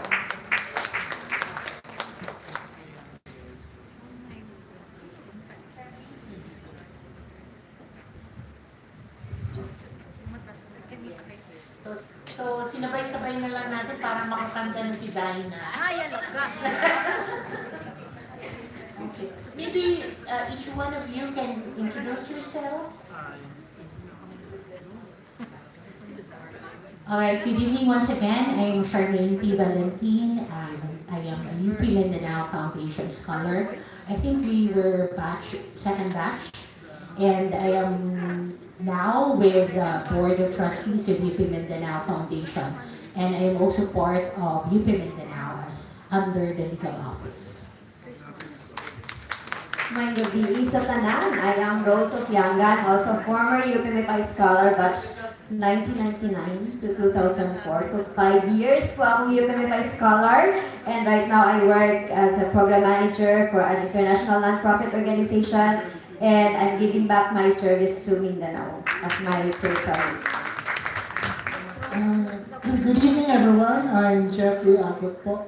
Batch 2001, Bachelor of Science in Applied Mathematics po. So I started as a UPMFI Scholar way back in 2001. So currently po, I am with the Philippine Ports Authority, which is an attached agency to the Department of Transportation.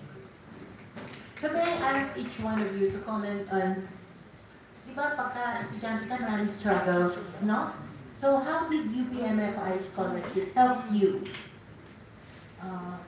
For me, when I was admitted to UP, it was really a struggle because financially we cannot afford going to Davao City, even if we're just in MAPI, Davao Oriental.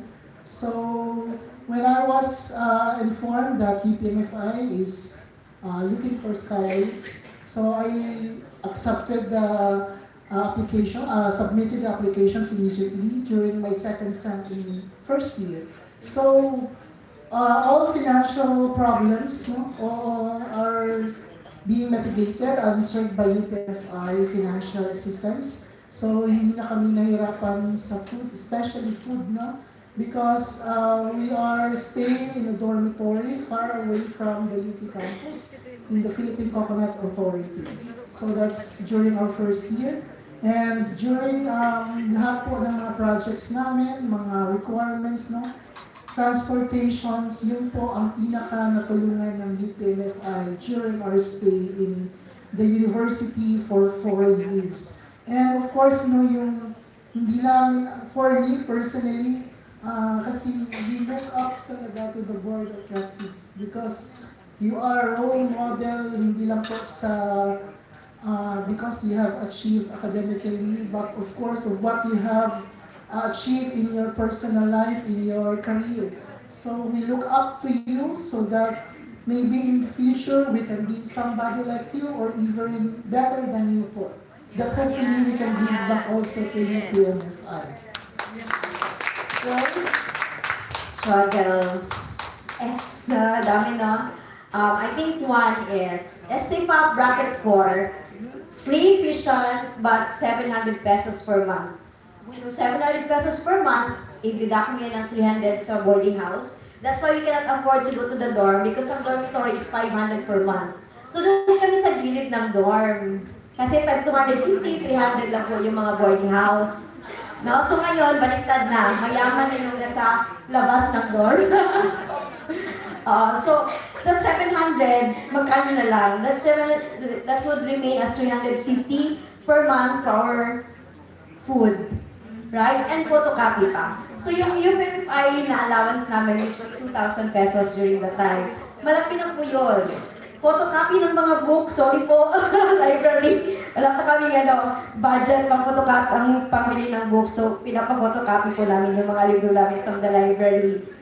And nangungutang kami sa mga classmates namin na medyo mayaman and then pay them during when the allowance came in. And luxury na po sa amin yung McDonald's and Jollibee. Every time we receive our allowance and for me talaga like for the first and second year, yung Nova na junk food, that's my prize to myself. Nakakain ako ng Nova pag may allowance. At saka yung pita. So yun.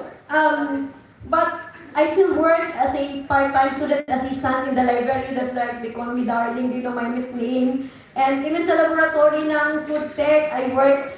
And my times na I can still bring pizza to my parents back home in Tagum City, which I can only go home once a month or once bi-monthly because yun nga, pamasahe pa lang sa bus. We cannot afford them. We have to save our money. And not just financially, no, but being in UP from the barangay high school, culture shock, like there's doubt na, do I belong in UP? I don't know with the university life from a barangay, but because we are UPMFI scholars, there are a group of people that we can relate to. Like where you came from, asa ka ng probinsya gikan, ay parehong di ay tanong, and we are so happy every Christmas party mo, balik na mo.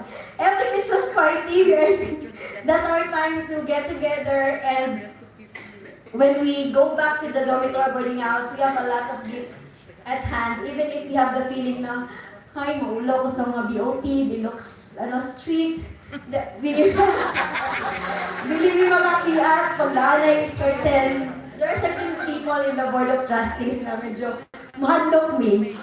Yes, appear ko. At saka kasi Ma'am Zoni. But this is like a community for us, especially pag you're from the province, and there is still doubt and self-esteem na medyo mag-doubt ka how to deal with your classmates na English speaking, konyo, diba? Tapos hindi kami sa province. So, any mga fellow scholars naman are the people who can relate with us.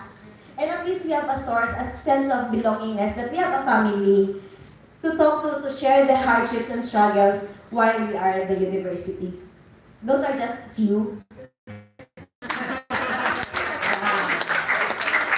Alright, I am SPPAC bracket 5, but wala allowance. So really UPMFI, the scholarship grant, the allowance monthly, really helped me a lot. In fact, when I graduated, murag mas dato pa yata ko tong estudyante ko then before I started, parang sa school, I mean, when I left, as a struggling graduate, you have to find work, etc. So it really helped a lot. And aside from the financial support UPMI gave me, it really gave me family. So I've known this person when I was 16 and up until now.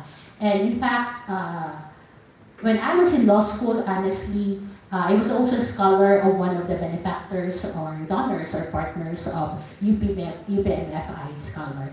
So it is heartwarming also to learn that Sir George also right now continuously to support the foundation and also support us under individual scholarship grant. So aside from the financial support, which during that time was really, well, you have a lot to juggle with. It helps me with my fare because I'm living in the city. I am from Davao, but far from Mintan. So I have to stretch that, I think 1,500 during that time. Pero dako na siya during that time. So that ko kayo na siya natabang, and more than that, it gave me an inspiration to really do well in my career and to give back.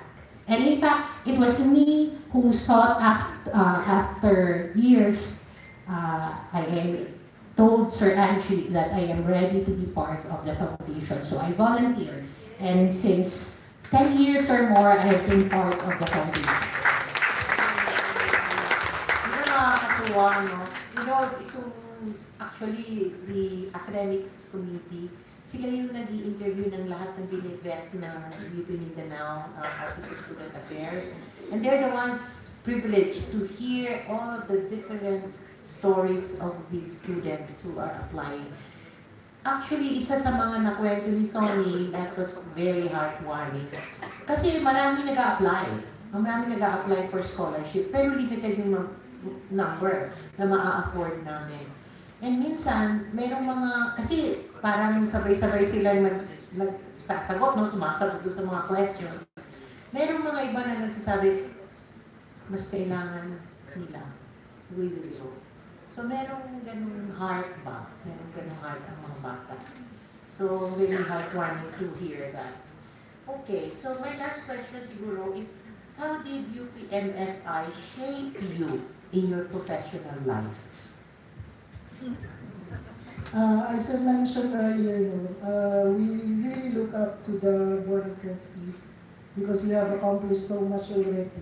So when we started working, we want to be, we also bringing the name of UP, although I do not want to be recognized as UP graduate because they expect so much from me. So even though everybody knows that you are a UP graduate eventually, so you have to live the ideals of UP.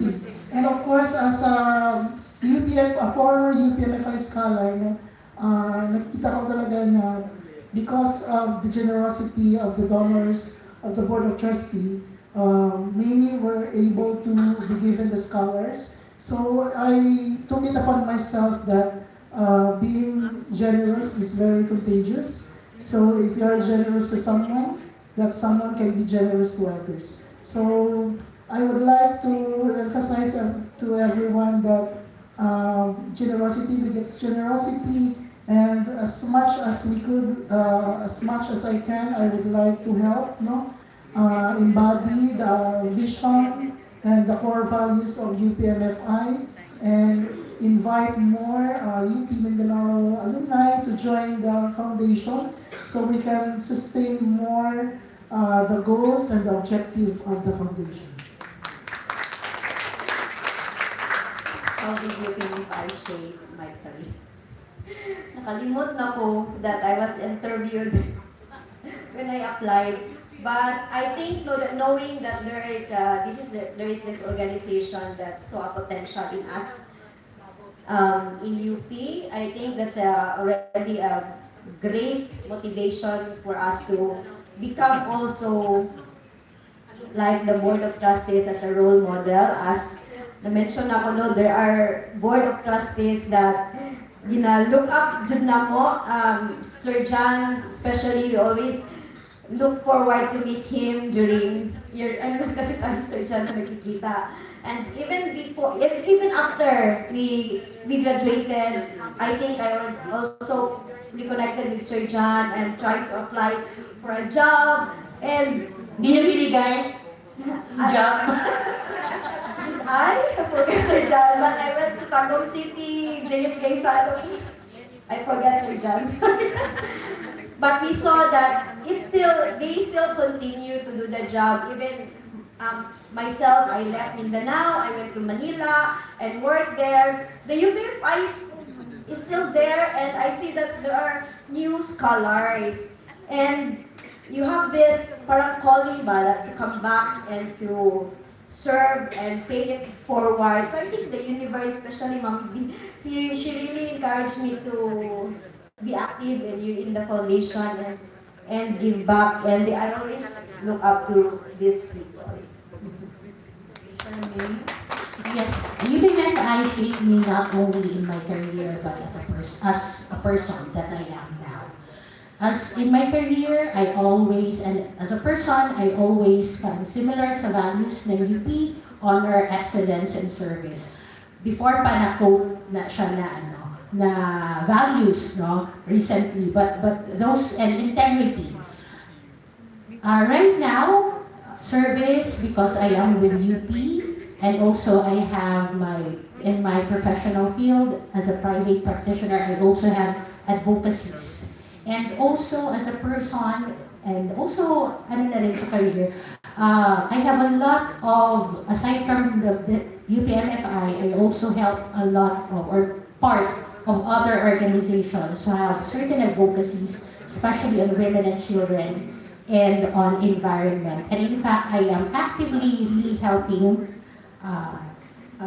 foundation, also helping urban poor students, giving them scholarships, not only in college, but also as sa preschool, high school, elementary, and also in college, but not specifically in UP.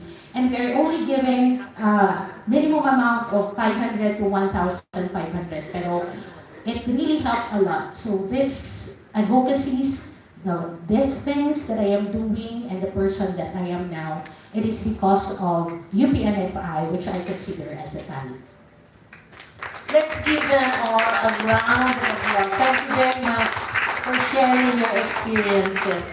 The reason why we're showing all of these things about UP Mindanao, about the faculty development, the fund management, and the experiences of our scholars is for you to know that every peso that you gave really brings value, not only to yourself, for the individuals that you're supporting, for the school, for our city, for Mindanao, and for our country.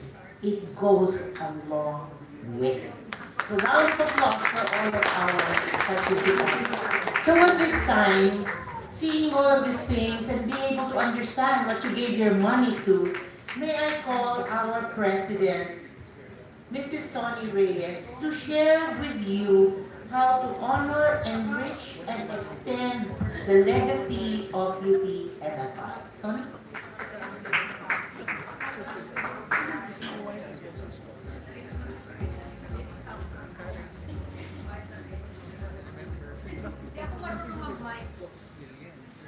Can hearing proper?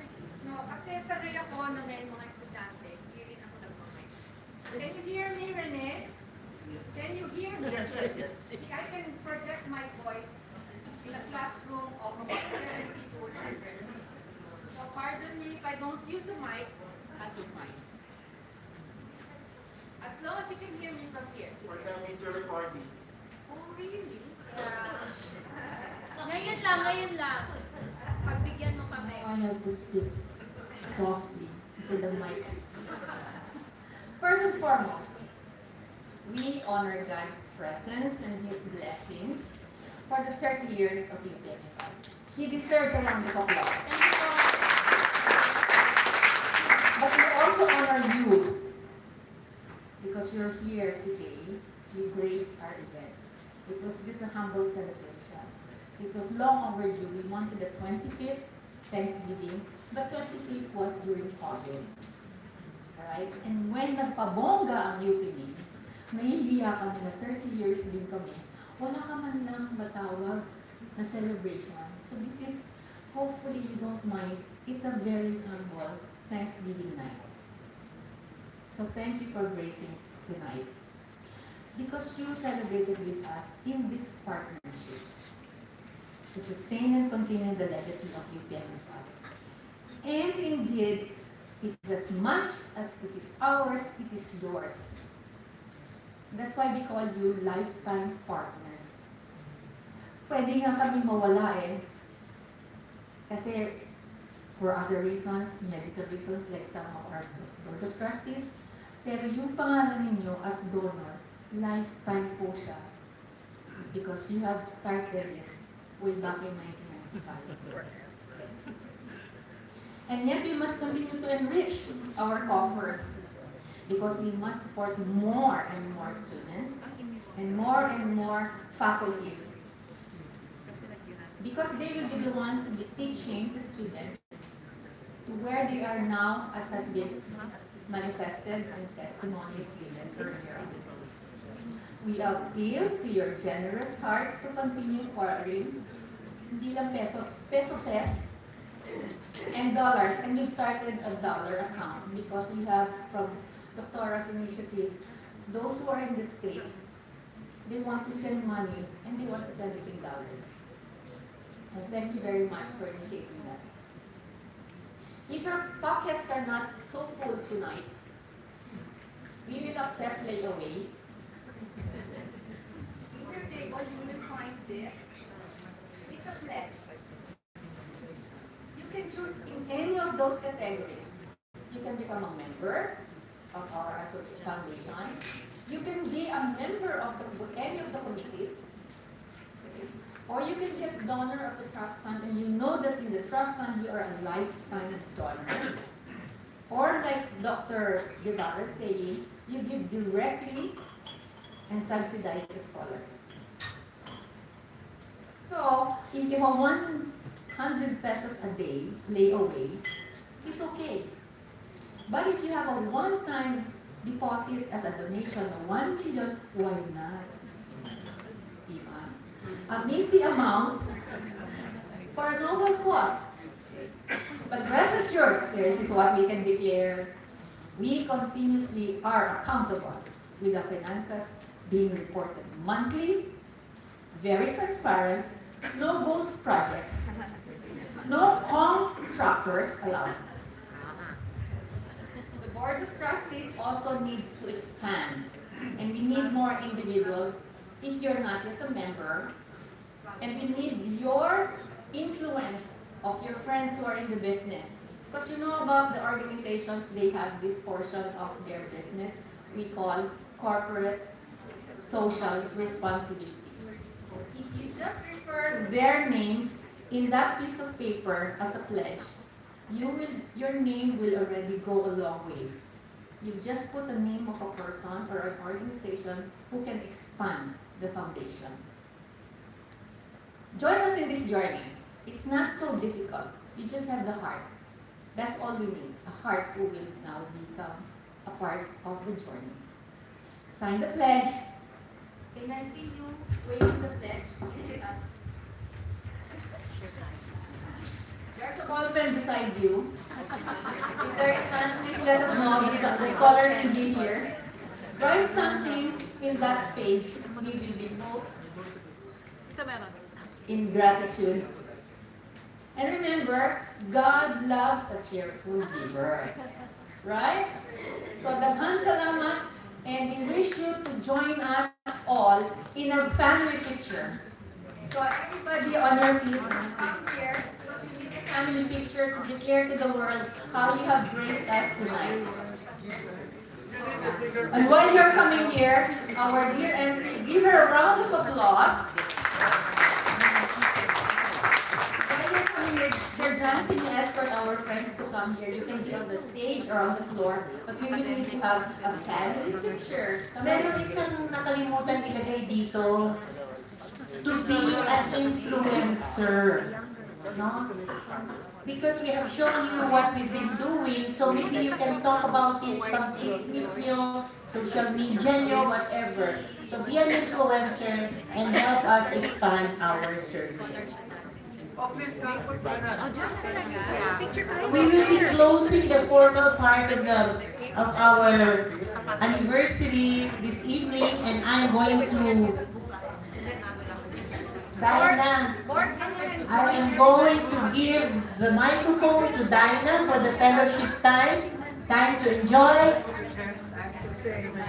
Thank you. May we request everyone to please come forward for the picture taking. Okay, because we would like to take pictures of those who have helped the UPMFI through the years. Bobby Ramos, not forward, past directors.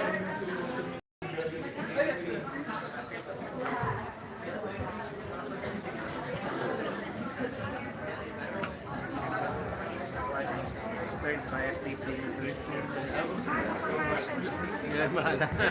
Yun na natin.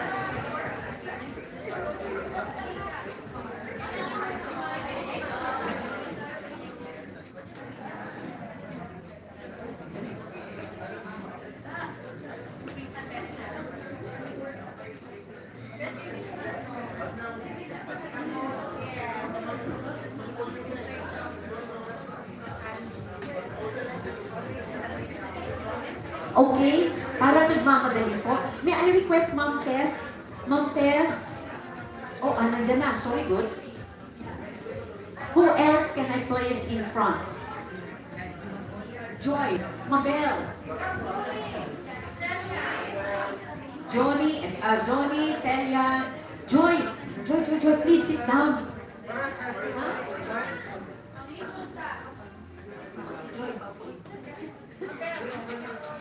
Please sit down. No. Kayo. Please sit down. Yes. Oo. Picture. Sonny, please come forward. Sonny, President Sonny.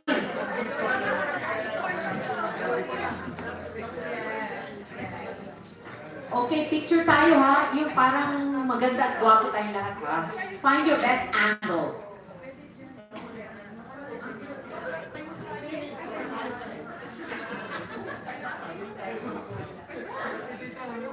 Sheila, this one, can we give a round of applause to Sheila, who is our admin assistant. Wala po yan siyang tulog. Kung wala po siya, ano po saan kami pupulutin. Dito ka, Sheila. Sheila, you stay here. Join. Let's join us, Sheila.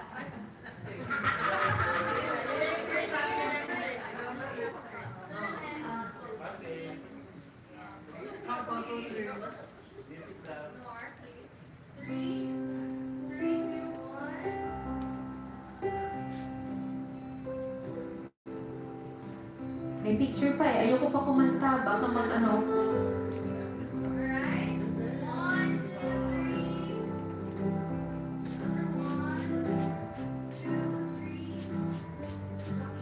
Okay. Let's sing! Okay. Hindi, kakanta tayo. Anong tunog yan? Can somebody give me the key?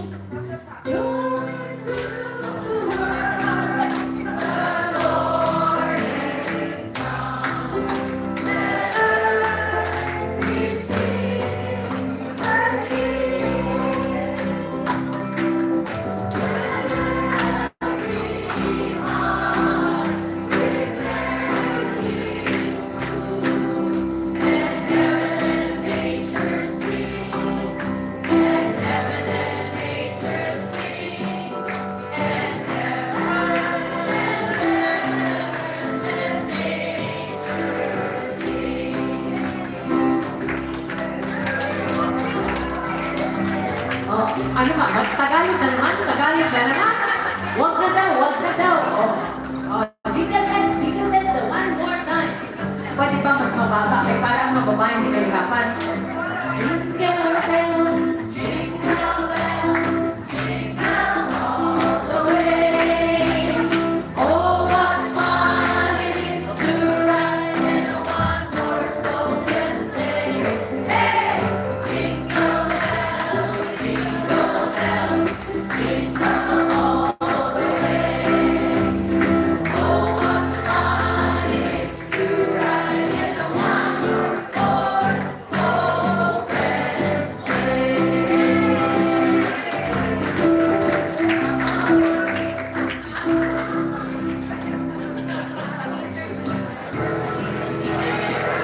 Okay, sandali.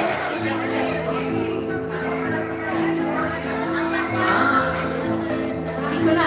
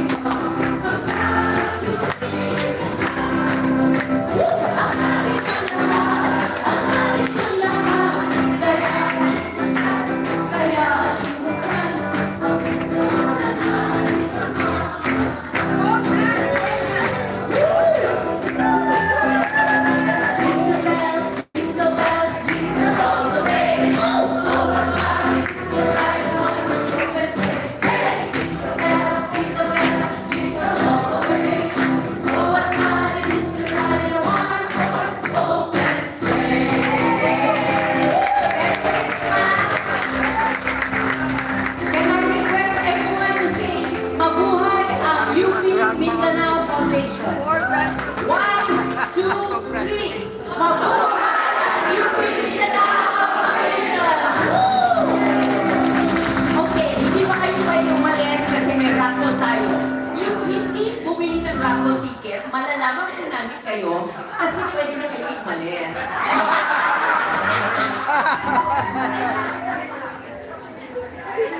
Meron tayong giveaways from JS Kaysano Tower.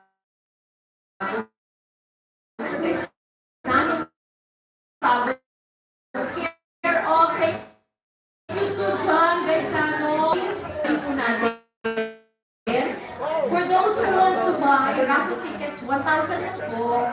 And you can get a 30,000 peso print, signed print from our Philippines.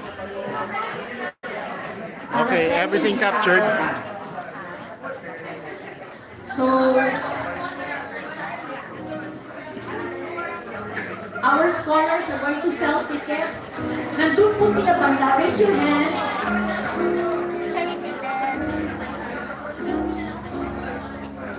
I'd like to call on Attorney Glenn Subila to talk about Araceli Capital. Okay. Ayan, our scholars are going around to sell tickets. Si Araceli Limcaco Dance is famous for her, what do you call that painting dance? Anong tawag dun sa painting niya na... Mga lace. Hello, oy. Di man ako ma-explain si Araceli Limcaco Dance. Wala na siya sa world, pero her paintings will last forever. Calyado, okay. If you know the Calyado series of paintings, yun, dun sikat si Araceli Limcaco Dance. Meron din siyang daughter who's also an artist who used to teach in UP Mindanao, si Marcy Dance. So if you see the paintings outside, prominent sa paintings ni Araceli Limcaco Dance is the Calyado. Yung tela na, it's her way of painting. Lace, lace yun na tela. So, yung mga last minute na bibili ng tickets, raise your hand so that our scholars can go to you. Our scholars, Bea and Jana. Okay.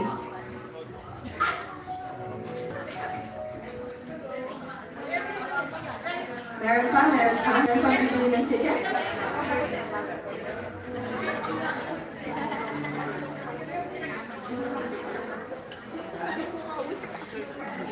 Okay. Tapos yung mga, please, yung mga pledge forms, pakiiwan na lang sa table nyo. We will pick them up, or you can give them to Sheila. Please stand up. You may give them to Sheila directly. The signed pledge forms. Ang nga pala, hindi namin bubuksan yung door hanggat walang nagsasabi. Joke lang. Raffle, tura. Raffle ladies. Sige. Next week yung muna doon sa Saturday. 9. So next pa. Hi, hello.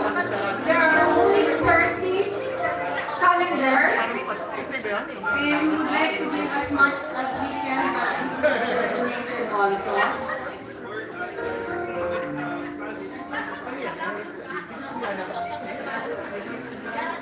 Ano pa lang accessory lang ba? Of course.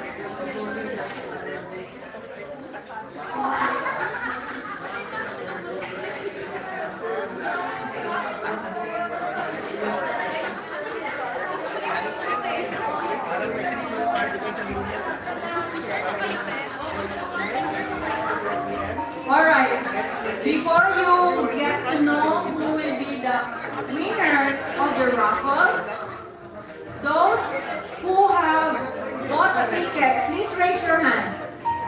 Alright, can those who have bought tickets come here and form a line? Because before you win, you will be given already an etched glass from Gaisano Tago. For those who already bought tickets, hindi ka pa nananalo, meron ka nang bibigyan. So, pakilinya lang po, grade school way ako eh. Please come in line, show me the ticket that you bought so that you will have one of these. First come, first serve. Sige. First come, first serve.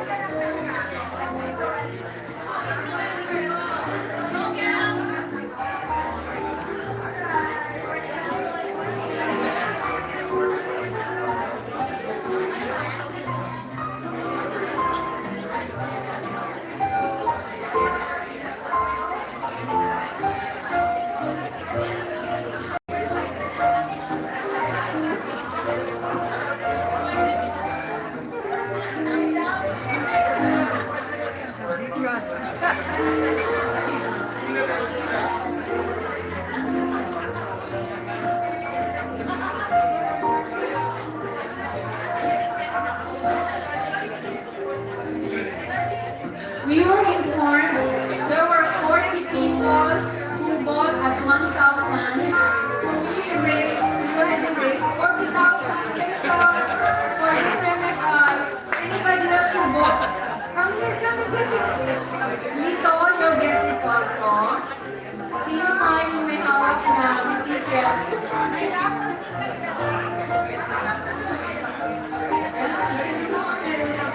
Meron siyang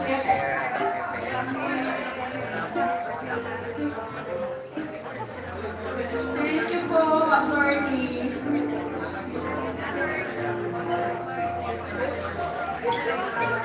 Some bought more than one ticket. Like John bought 10. Fuentestina bought 10. Very good. Sorita 2. Si Kuya 2. So, attorney Dina, attorney Glenn, is it time to make the tambioso and then pick? Yes. And the lucky winner can choose one of the paintings. Kayo pipili, yung lucky winner, siya yung pipili kung ano yung gusto niya dyan sa mga paintings. Ayan. Actually, there are six designs. 6 different designs. 6 different paintings. And yung pag hindi kayo nanalo, tapos gusto nyo talaga ng painting, pwede nyo rin bilhin for 30,000 pesos. O, diba? Maliit lang na bagay yan. May Araceli yung Capo Dance ka na print. Kasi yung totoong painting ni Araceli ngayon, nasa at least 200, 300,000. So medyo mahal siya, lalo na ngayon na she has gone on to the higher place. So her paintings are very expensive. So tayo, we can get it for just 30,000 pesos. Actually, these prints were on display in UP Mindanao. Then, through her daughter Marcy Dansley, who was also a professor in UP Mindanao, Miss Lim Capo Dance decided to donate this to the foundation so that we can use this to raise funds for her scholarship fund. There's an Araceli Lim Capo Dance scholarship fund where the proceeds of the sales of the prints are put in there. So, if there are no more buyers of the... Okay, we have 5 minutes until we do the raffle. And in the meantime, feel free to fill in the pledge forms. You can check as many, you can take as many lines as you want. Hindi lang kailangan pwede kang maging trust fund donor, pwede kang maging IGS donor, pwede kang maging permanent, pwede kang maging member ng foundation, etc. So, thank you so much.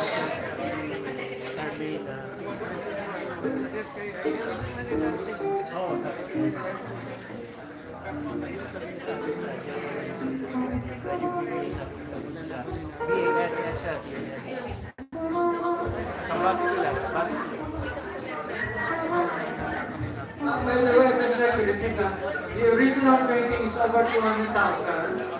The print is 30,000. Some of us actually bought it. So all you have to do is pay only 1,000. You have the chance to win the 30,000. If any one of you have bought any lotto, your chance of winning is extremely small. But this one you've got the chance to win. So if you like to, actually it's a donation. Donation is a possibility for a win for 30,000. Huwag ka mahirap mag-donate.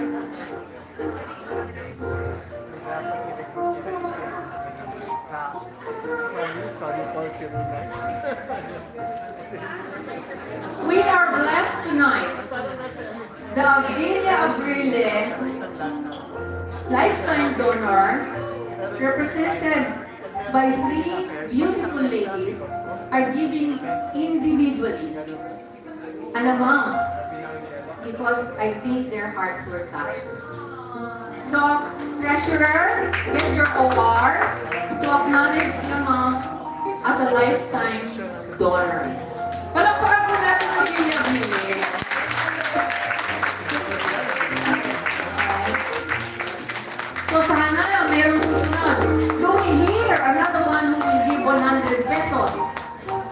pesos.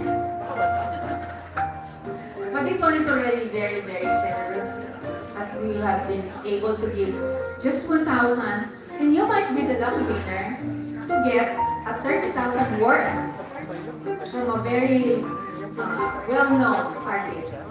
Oh, pay mo. It's last 30 seconds before we pick up the winner of the painting. Yes, sir. Kasi something, sabi ni Sony, ako nagbigay ng shot class, I was almost going to fall down from my chair. And my wife said, Sir, nabarat mo naman. Sabi ko, excuse me. Actually, Sony is trying to say. So she wanted to give us, this one, this one? Okay? This is lesser frame.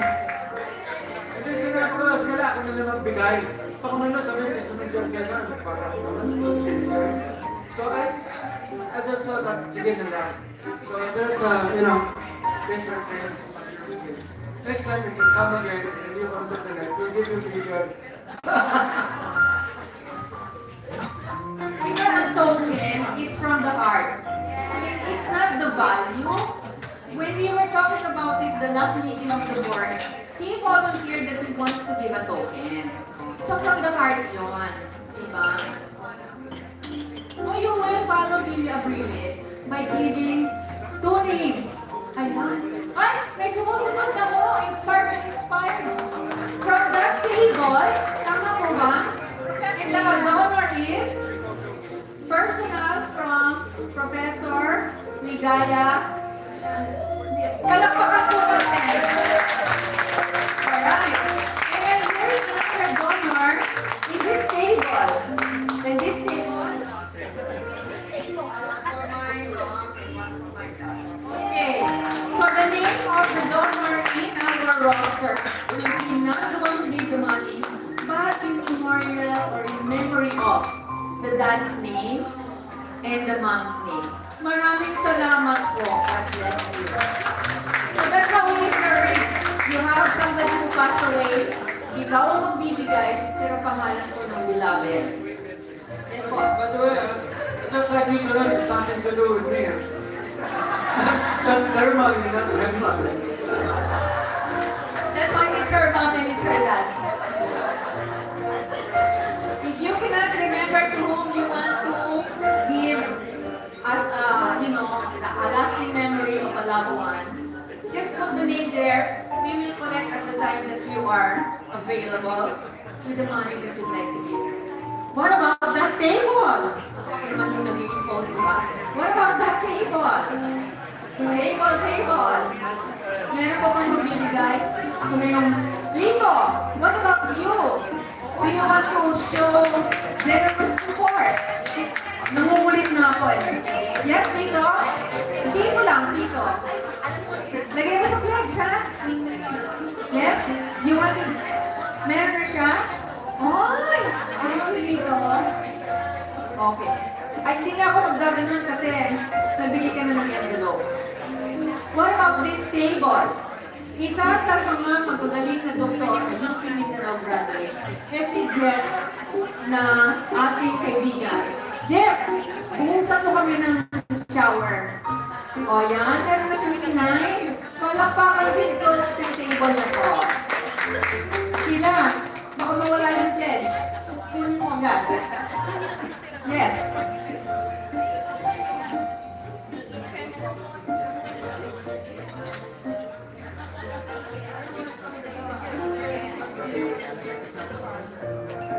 Oh, tapos na yung 5 minutes.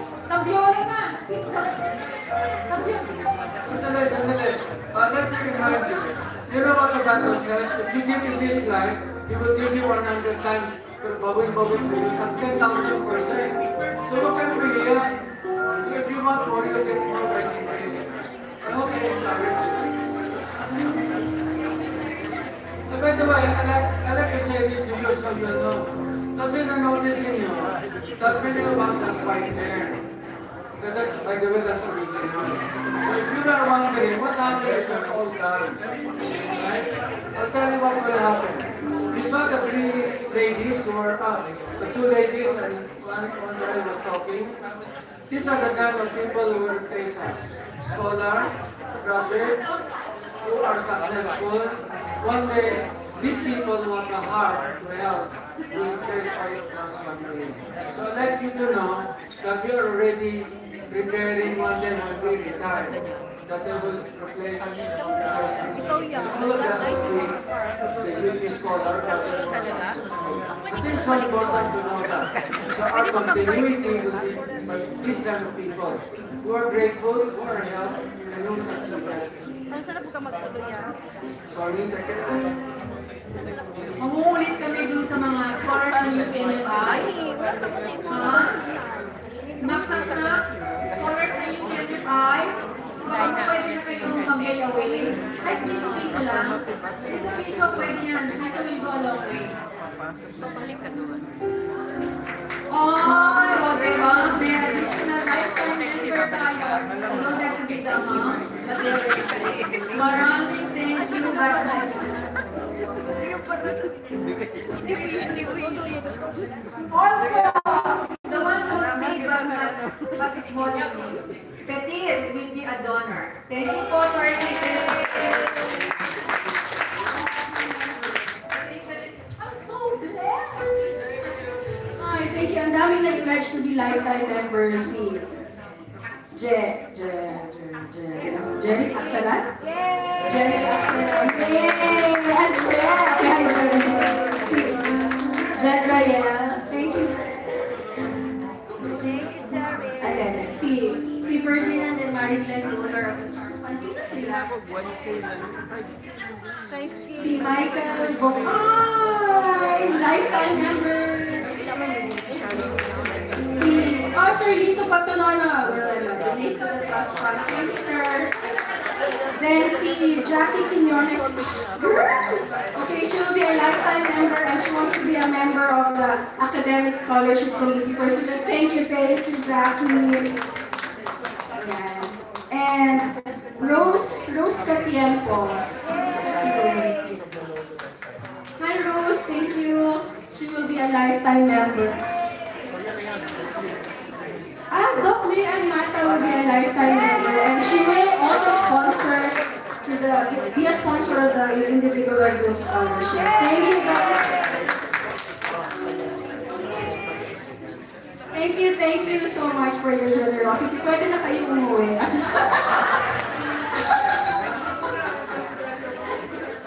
Hindi talaga. So, can we do the raffle now? Because I'm really excited to know who will. May suspense pa, gaya ano. Sabi ni Doktora, kanina yung nakolek sa bumili ng tickets, 40. May 45 na po, 1,000. 47 na! Kaya hindi pa pinumili doon ng kakahingi at ijibunot. One last song before we read it. Nag-prepare ako ha ng mga number. Pag makita niyo yung tambiola na yun, ako gumawa niyan. Na Christmas wrapper. I made 50 numbers. Ang kulang na, I was hoping na yung 50 na yung mabenta. Tatlo na lang natin yung tira. Hindi na ba pwedeng abutin natin yung tatlo pa. Sabi niyo kanina si Sonny Reyes to report. Kukunin ko sa salary ko sa pagtutulong ko kanina. 3,000. Go! Tapos na, kota na tayo, kota. Now, she's no longer purito.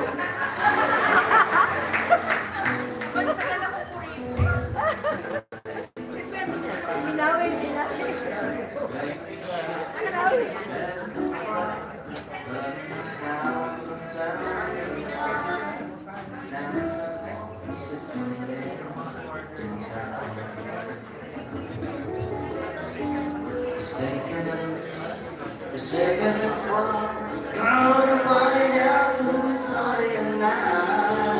Santa Claus is coming to town. Santa Claus is coming to town.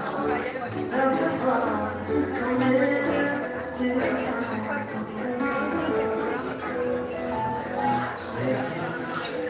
Just taking this once, gonna find out who's naughty and nice.